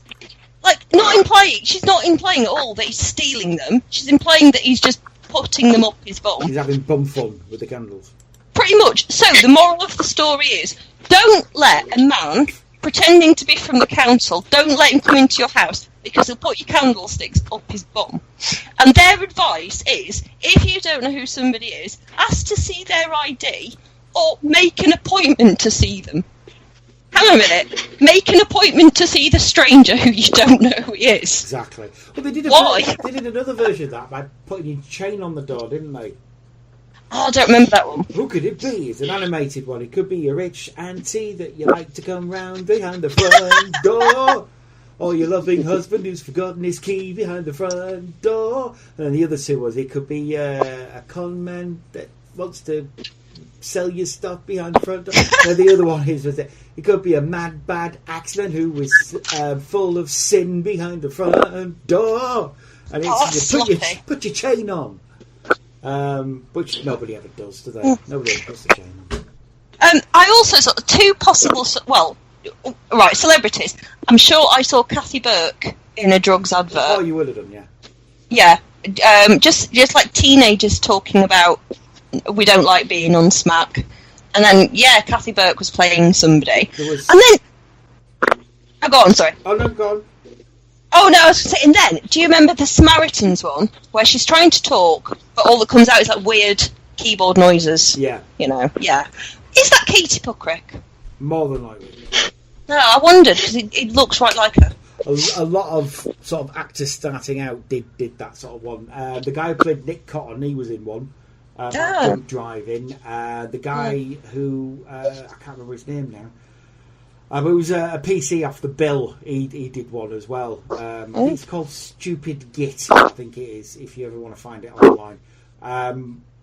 Yes, that's. I'm sold on that name. I'm going to look that up now. Oh, it's right. Stupid Git for drink driving. And there's another one with Gillian Tilforth. Oh my god. Basically about, I think again about drink driving or something like that, about drinking, and she's basically interviewing kids. She's saying, "Why do you think this is a good idea then?" It's just a bit of fun, isn't it? It's a bit of fun just going around getting drunk and stuff. But yeah, you'll find there's loads of actors. Nick Brimble, the guy who played Little John in the Prince of Thieves, Robin Prince of Thieves. He was in a very famous one where he's using a power drill, but instead of having a plug on the power drill, he's used matchsticks to open up the plug, the wall, the socket. That's the word I'm looking for. The socket, and he's put wires directly into the socket. Oh, I might do a list for Dana Geek on this, like celebrities in public information fields. Now, just as a bit of information, I assume you know this, but if you go to nationalarchives.gov.uk, yes, they've basically got a synopsis of every one they've ever had. Yeah. You know, and this is very good, and I've just found it. Oh, I've spent a lot of time there. Yeah, I'll be nosing through this. Some of the ones that we never really saw because they weren't relevant, but you did see on Thread, the Protect and Survive ones. Anybody? Oh my god, yes. Basically, they were never shown, but it would have advised the British public on what to do in the event of a nuclear attack. And they are, if you see them, they're available. They are chilling because it's bullshit. All of it's bullshit. It's just basically saying, if you're outside when the nuclear sirens hit, just go in a ditch. You'll be fine. Or, just go outside and wipe the fallout off you. And have a fallout room in your house. All the stuff that was in When the Wind Blows, basically, is this. Yeah. And it was narrated by Patrick Allen. And if you've never heard that name before, he was the man who talked like this. Reeves and Mortimer. That's him. He's a Shakespearean actor, but he was fucking brilliant. He had the voice of God, basically. If there is a God, he sounds like Patrick Allen. And the producer of Protect and Survive, didn't he also do Charley Sayers? He did, yeah, same company. Yeah. And Crystal Tips and Alistair. Yep, all the same company it was. Patrick Allen often said that he realised that in some cases he could have been the last voice that people had heard had there been a nuclear attack. Oh, God. So he said that's kind of a big responsibility to have. But as a lovey, I'm certain he absolutely loved it. Because loveys, eh? The government and the people making the film basically intimated to him, we know it's bullshit. Everything we're saying here. They're just avoiding mass panic, aren't they? Yeah, it's just to keep the public at bay, basically, because it does. Yeah, well, it does make you wonder what they do now. That wouldn't work. So would they just not tell us? They just not tell you. Yeah, I think that would be the kindest thing to do. They just wouldn't tell us. It's just a case of they would just keep stum about the whole thing. So they're awesome. The Protect and Survive, it's a proper snapshot of that time. You've got Joe and Petunia, which were animated ones about. I think there was a Coast Guard one. There was when safe to go in the water, and there was a road one as well, which about one tyres can kill. And it was Joe and Petunia, a couple of stupid idiots, basically.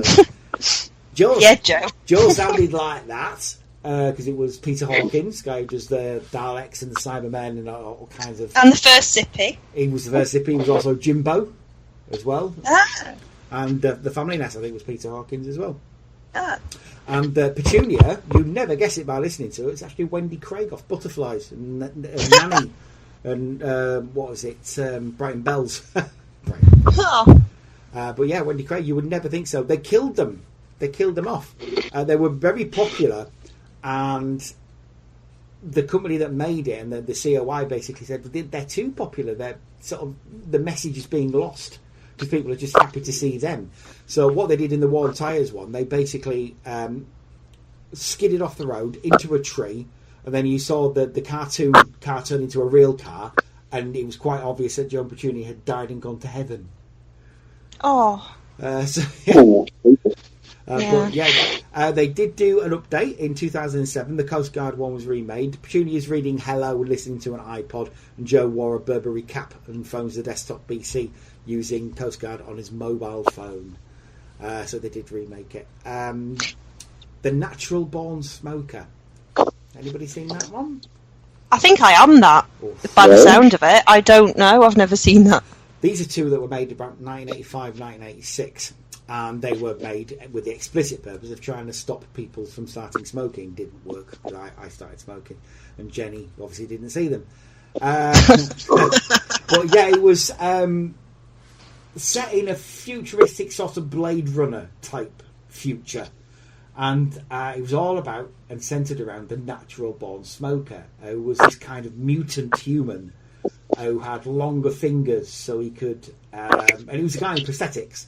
So he was a ballet dancer, I believe. He was a ballet dancer, so he's long, thin, tall, bit freaky looking. So he had longer fingers, index and middle fingers, so he could hold cigarettes more easily. He had a longer nose, so the nostrils could be bigger, so he could get more smoke into them. He had extra eyelids, sort of like a cat has on his eyes, so smoke didn't get in them. He had self-cleaning lungs, and he had small ears, so that because he doesn't listen. And freakish, if you see freakish looking thing, and he's bald as well. So he kind of looks like a grey alien almost. And his lips, I think he had prosthetic lips because they were always in a sort of ooh, like a saying, as if he's saying ooh, so he could smoke better. Freakish thing. And they did another one which was the child of the natural born smokers. There's a little baby in a cot that kept having smoke blown in its face by the natural born smoker. Excuse me. Really freakish, weird, odd. And they used to show this at bloody lunchtime in the middle of Police Sir on a Saturday. It was like, Jesus! But like I say, it freaked me out, gave me nightmares, because I thought this guy was going to come into my bedroom, and you just imagine, if you see it, you'll know. And you'll think, oh, Jesus, I wouldn't want that looking down at me.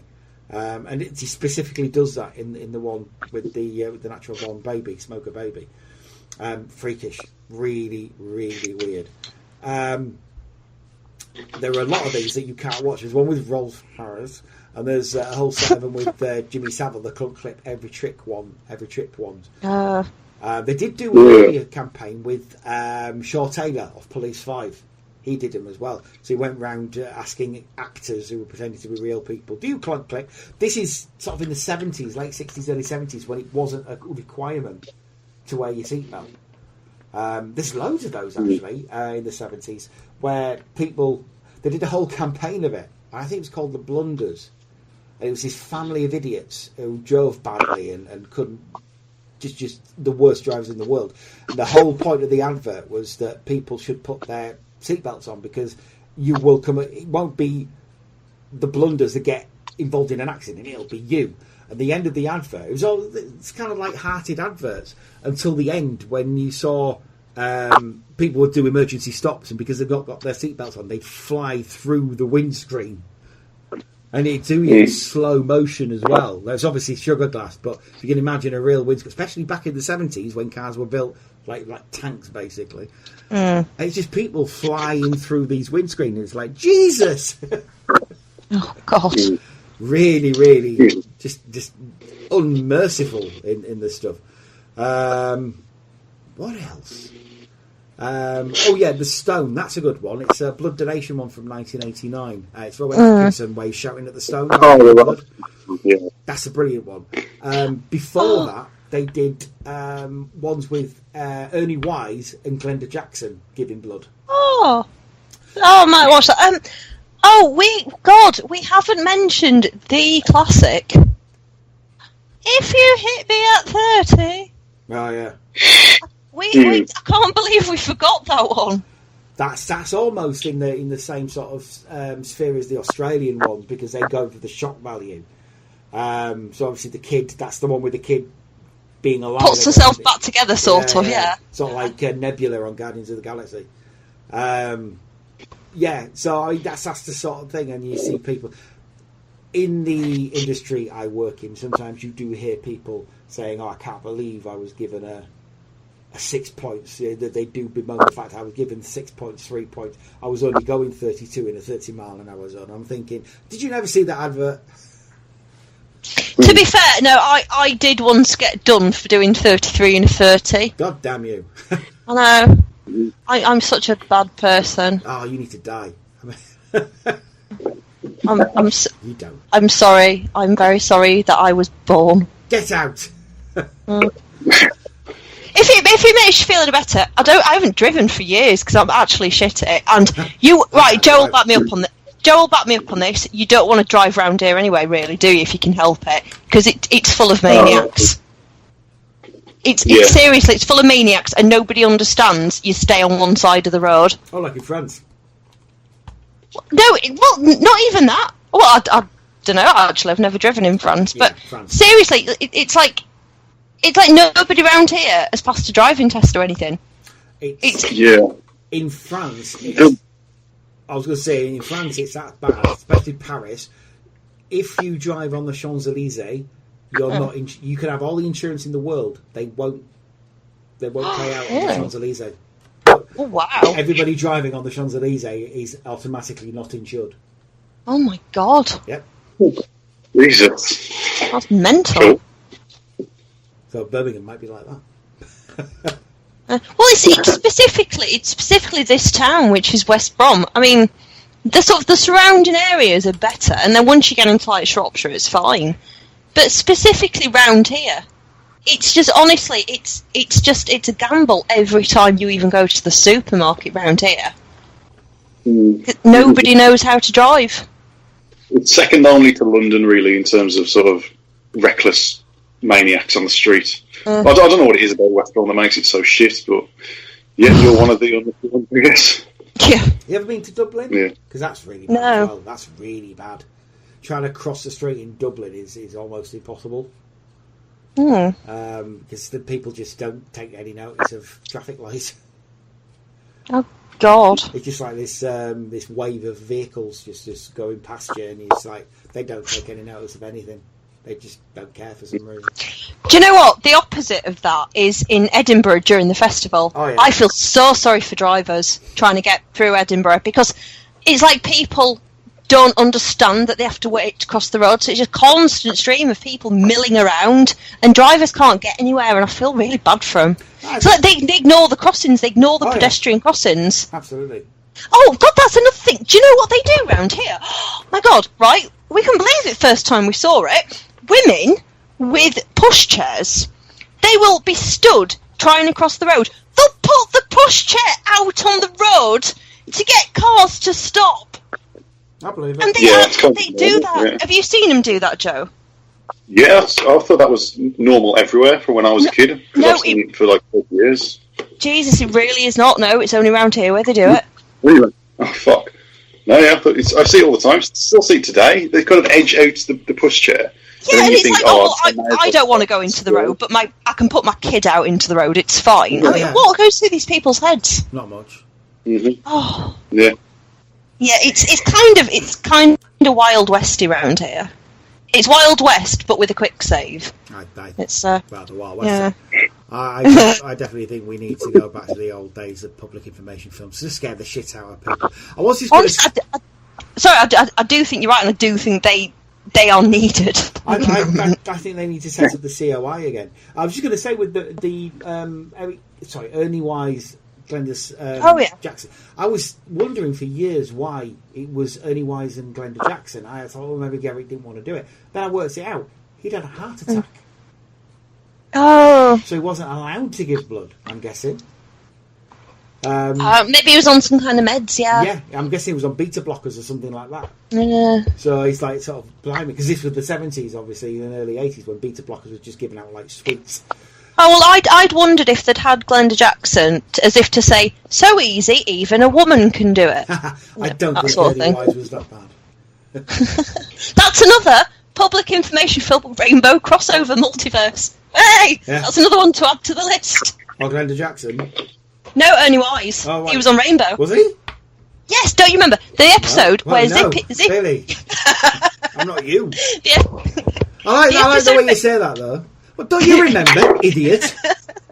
Zippy wants to be a stand-up comedian, and but he's shit at it. So he has a dream where Ernie Wise comes to him and like helps him backstage at a talent show, and he teaches him how to tell jokes. And then he's suddenly brilliant, and then he wakes up and like the morning he wakes up, he's brilliant at jokes. The most famous straight man in the world comes and tells him. But well, this is jokes on Rainbow, so it's like suitable for 3-year-olds. Yeah, well, it's just like. I mean, and me.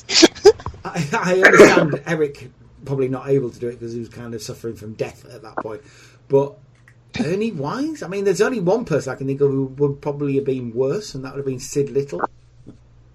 Oh, no, Ernie Wise was very, very funny and good on Rainbow. He was. If you want to know what the episode is called, where Zippy wants to be a comedian, it's called Zippy Wants to be a Comedian. Wow. I really hit it in those titles. I'm not sure I can... That's like Game of Thrones and shit.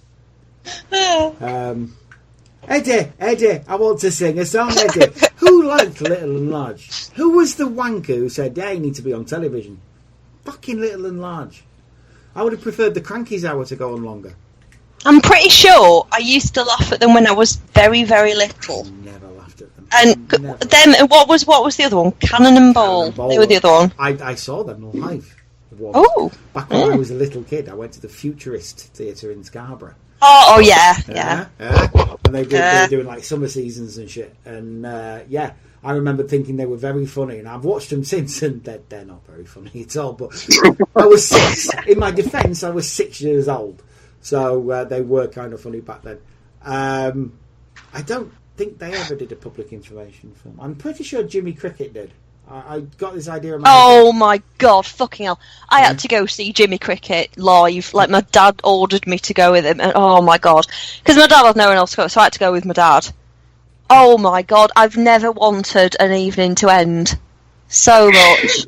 Jimmy Cricket's fucking family fucking laugh and was extravaganza, or whatever it was called. Hey, come here. Oh no, don't do that. I had another one, come here. That is quite a good impression, though. I'll give you that. That's all I can do. It's funny because he's got left and right on his wellies and it's the wrong way round. Fucking hell. Should we go see the Grumbleweeds while we're at it? Oh, no, you can shut up about the Grumble. I love the Grumbleweeds. Shut up about them. Yeah, but the problem is they can't do half their act. I mean, one of them's died anyway, but the other, Robin can't do half his act. Because half his act revolved around Jimmy Savile. And it's like, no. I don't remember that. I only remember them from when I was little. Fine. That was half his act, was Robin, doing Jimmy Savile impressions. My god. Yeah, right. Did he have Morris was the beardy one? I thought, no, you're thinking of Morris Gibb from the Bee Gees. I think Morris was the baldy one, the little fat one. He's the one who died. And then you had Robin, and then you had a beardy one who looked like, ironically enough, Morris Gibb. I was going to say, were they just the Bee Gees, but like on their day off? Well, we have we stumbled upon a conspiracy? Go on. Have we stumbled on a conspiracy? I don't think so. But you don't know for sure. That'd be a bit shit conspiracy, wouldn't it? We, the Bee Gees, are in fact the Grumbleweeds. It's a bit of a shit. We fooled you all. Fooled you all these years. All these years. Whoa, whoa, we are the Grumbleweeds. Fucking terrible. They always on 3, 2, 1, as I recall. Hey, do you know who was on 3, 2, 1? Mark Heap. Yeah, he was. Yeah. Weirdly. Yeah, weirdly. Joe was John Sparks, and he was doing Frank Hovis. So John Sparks off Absolutely. Oh yeah. He did, and Barry Welsh, and they did Shadwell on Naked Video as well. But he did Frank fucking Hovis. It was like disgusting, but he did it on 3, 2, 1. It's amazing what they had on 3, 2, 1 back in the day. John Sparks as well. Peppa Pig. He does Peppa Pig now. He's the narrator. He's shitloads of money. Shitloads of money off that show. But that's nice. Free bacon, probably. That's nice. That's always fun when you sometimes we go to Southampton or Portsmouth because we're off to France or whatever, and because Peppa Pig World in Southampton, a lot of hotels around there host people. Is that at Paulton's? Yeah. A lot of people there take the kids because they're on the way to Peppa Pig World, and it's. I always wanted to go to that. It's always interesting to see the kids eat loads of bacon. I'm thinking, you realise what that is, right? You realise you're eating Peppa Pig. It's brilliant though because they're always the most well-behaved kids in the world because it's obviously if they misbehave, they ain't going to Peppa Pig World, and they really want to. To be fair. Well, yeah, don't we all? Imagine being the creator of Peppa Pig. Imagine being that rich. Fucking loaded. Should do a Mr. Men World as well. I'd be very happy. Just do a Rainbow World. Oh my god. Can you imagine? Like one that isn't like my flat. Well, yeah, obviously that is as now Rainbow World. Well, I went to Thomasland because that's just down the road from us at Straighton Manor. Yeah, and that's nice. It's nice for kids, and they've got some lovely little rides. Is Peppa like what is it? Pepperland, Peppa World, Peppa Pig World. Is that its official name, right? Yeah. Is that good? Like, is it good then? Is it nice?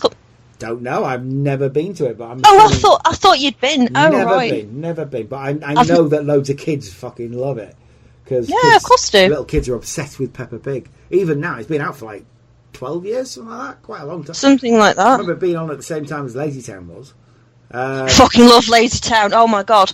That's what we should do with Lazy Town World. I love Lazy. No, because they just make you eat salad and shit and do aerobics. That's horrible. Let's just go to the fucking fitness first. You talking fucking Lazy Town World. You talking about salad? You mean sports candy? Surely. Oh, you shut up, you. No. It's sports candy. Do you know what I'm going to do? I'm going to go off the podcast and I'm going to smoke 30 cigarettes in a row just to spite you now. Because wasn't Robbie Ron, wasn't the guy who plays him really ill or something? I think he's getting better, but he had cancer or something. Magnus. Oh god, I get my Magnuses mixed up because one of them did. Magnus Sheving. Yeah, I was thinking of Magnus Carlsen, who did a Radiohead video. Yeah, he did a special version of We Are Number One, didn't he, with loads of other blokes. I don't know. But it's like a charity single to earn a bit of money so he could sort of pay for his treatment and stuff. Actually, Magnus Sheving, who played Sporticus. No, he's a guy who played Robbie Rotten. Oh god, Stefan. Oh god, I can't think of his last name. But yeah, I'm sure his first name is Stefan. Yeah. I can't honestly remember. It's been years since I've seen him. Right, I'm going to Google it, and because I feel quite disrespectful in case he's ever listening to this. I'll tell you what, though. They're on the second or third Stephanie now, aren't they? Because they keep growing up. Yeah, and they're on the second Sporticus, you know. Oh yeah, because he left, didn't he? Because he'd done it for like 10 years. And no, Jesus, no. This is awful. Stefan Stephenson. Yeah. Robbie Rotten.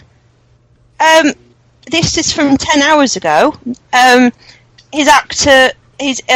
Rotten actor's wife reveals his cancer is in the very final stages. Oh no. Oh no. That's really sad. Oh god. Kind of wish I'd not mentioned it. But there we go. That's really, really sad. Oh, it is, isn't it? And mate, everybody likes Robbie Rotten. Oh, to be fair, it is pancreatic, so it's amazing that it lasted this long. To be fair, it usually is. That's the worst one you can get. Oh no. But that's really sad. But hey, look, we'll always have Robbie Rotten. He'll always be around. We should definitely do a Lazy Town special should anything happen. I'm sure we will. Yeah. Because let's face it, everybody likes a bit of Lazy Town, don't they? I know. Yeah. I know I do. It's probably. I mean, I know I write mostly about Rainbow on the blog, but especially on my old site, that was probably like my second most written about show. Yeah. Lazy Town. Yeah, I love it. Yeah, I can't believe that. Oh. That is really sad. I mean, it's comparable to like sort of Adam West. Obviously, when he passed away a couple of weeks ago, I'm not going to lie, I did shed a bit of a tear when Adam West passed away because he was Batman. Yeah, of course. Yeah. I think a lot of people. Kevin Smith said on his podcast as well. Is sort of Adam West is pretty much the reason he got into the comics through, because of Batman. Yeah. You used to watch that show. I remember when we were kids. I don't know if you remember, but TVAM a couple of summers they were just on strike. Oh, I don't remember that. No. It's when Bruce Gingell was in charge, and basically the workers just said, we want paying, and he said, right, I don't really want to pay you. So they said, right, then we'll go on strike. So it was him and a couple of receptionists, not even joking, running TVAM. Wow. So they showed shows like Happy Days, they showed Flipper, and they showed a lot of Batman, the Adam West Batman.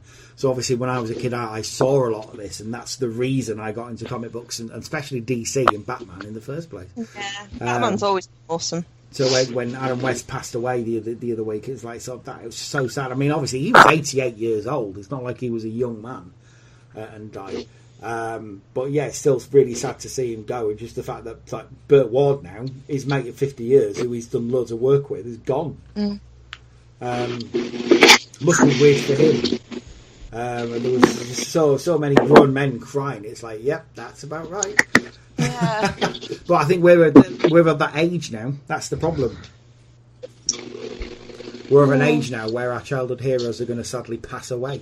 Well, I mean, I'm not sure Jeffrey's too well. I mean, from the last time he was on TV. He's very old, though. He's very old. Well, he's about 76, 77. Yeah. He's not that old. That's 80's pretty old. I didn't say he was 80. No, he's nearly 80. That's pretty old. That's the freakish thing as well.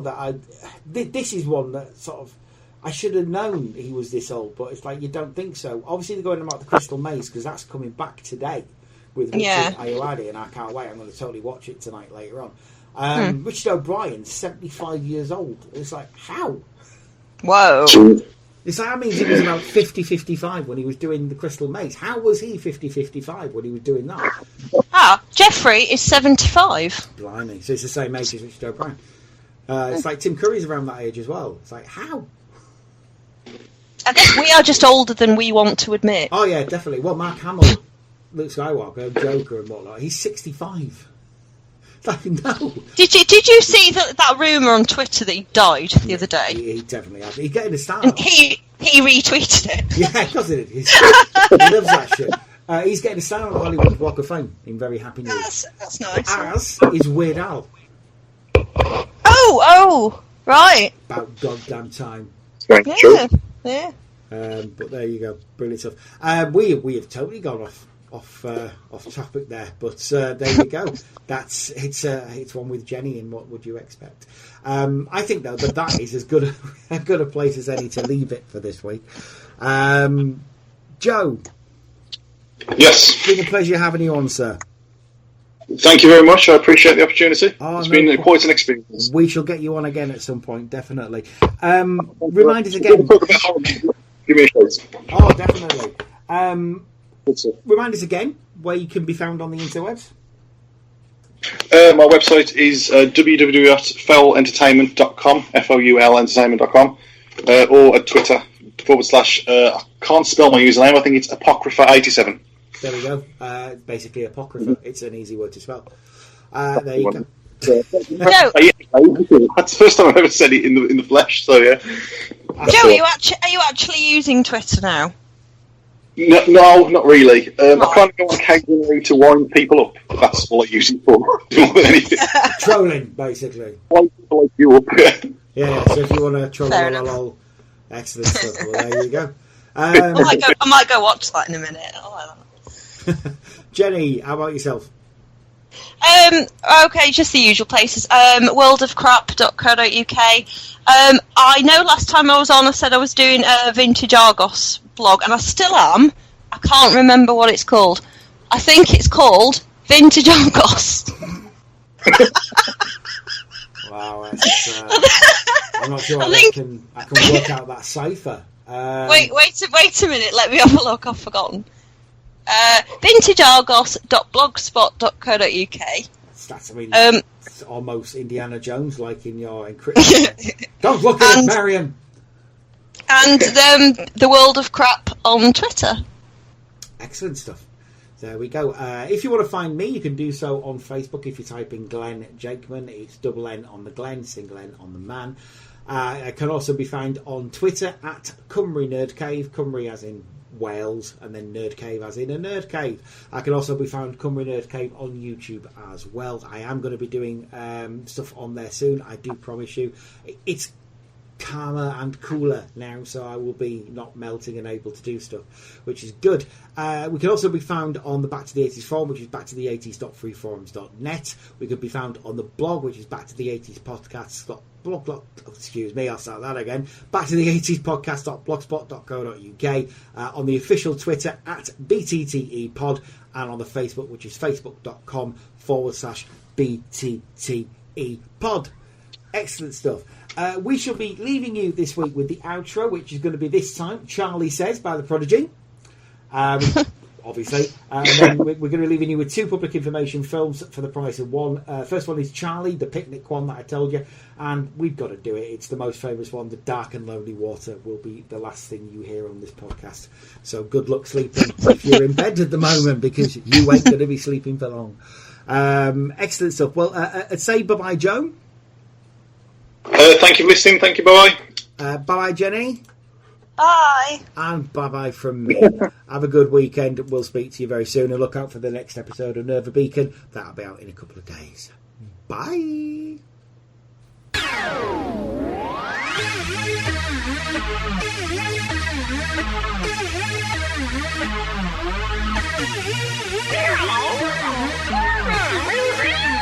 Charlie says always tell your mummy before you go off somewhere.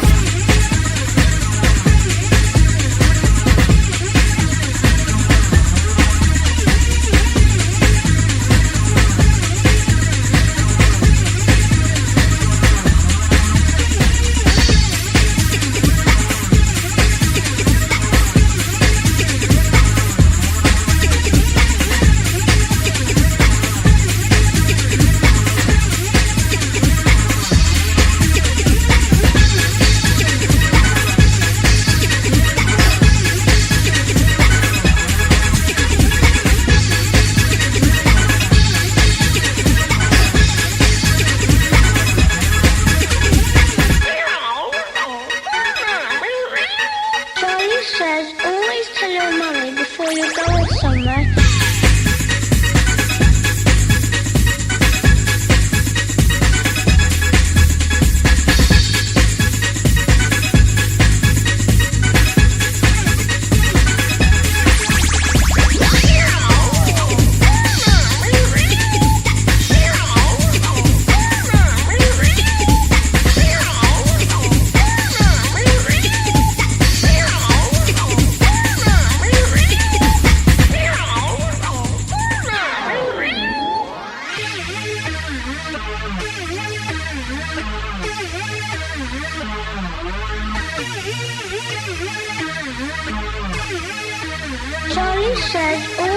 your mummy before you go off somewhere.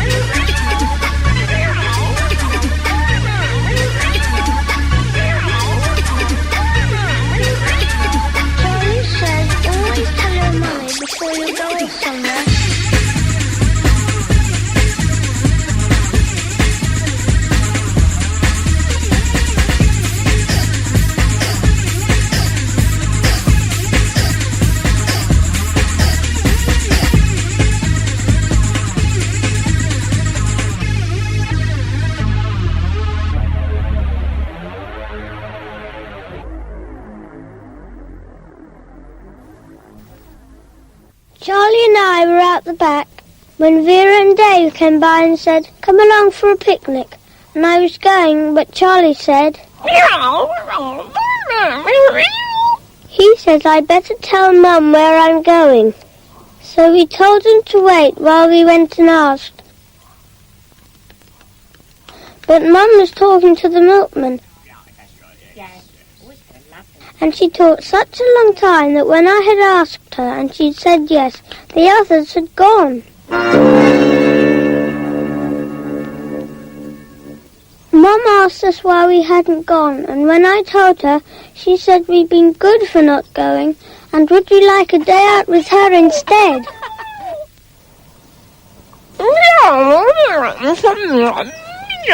Charlie says, always tell your mummy before you go off somewhere, so she knows who you are with.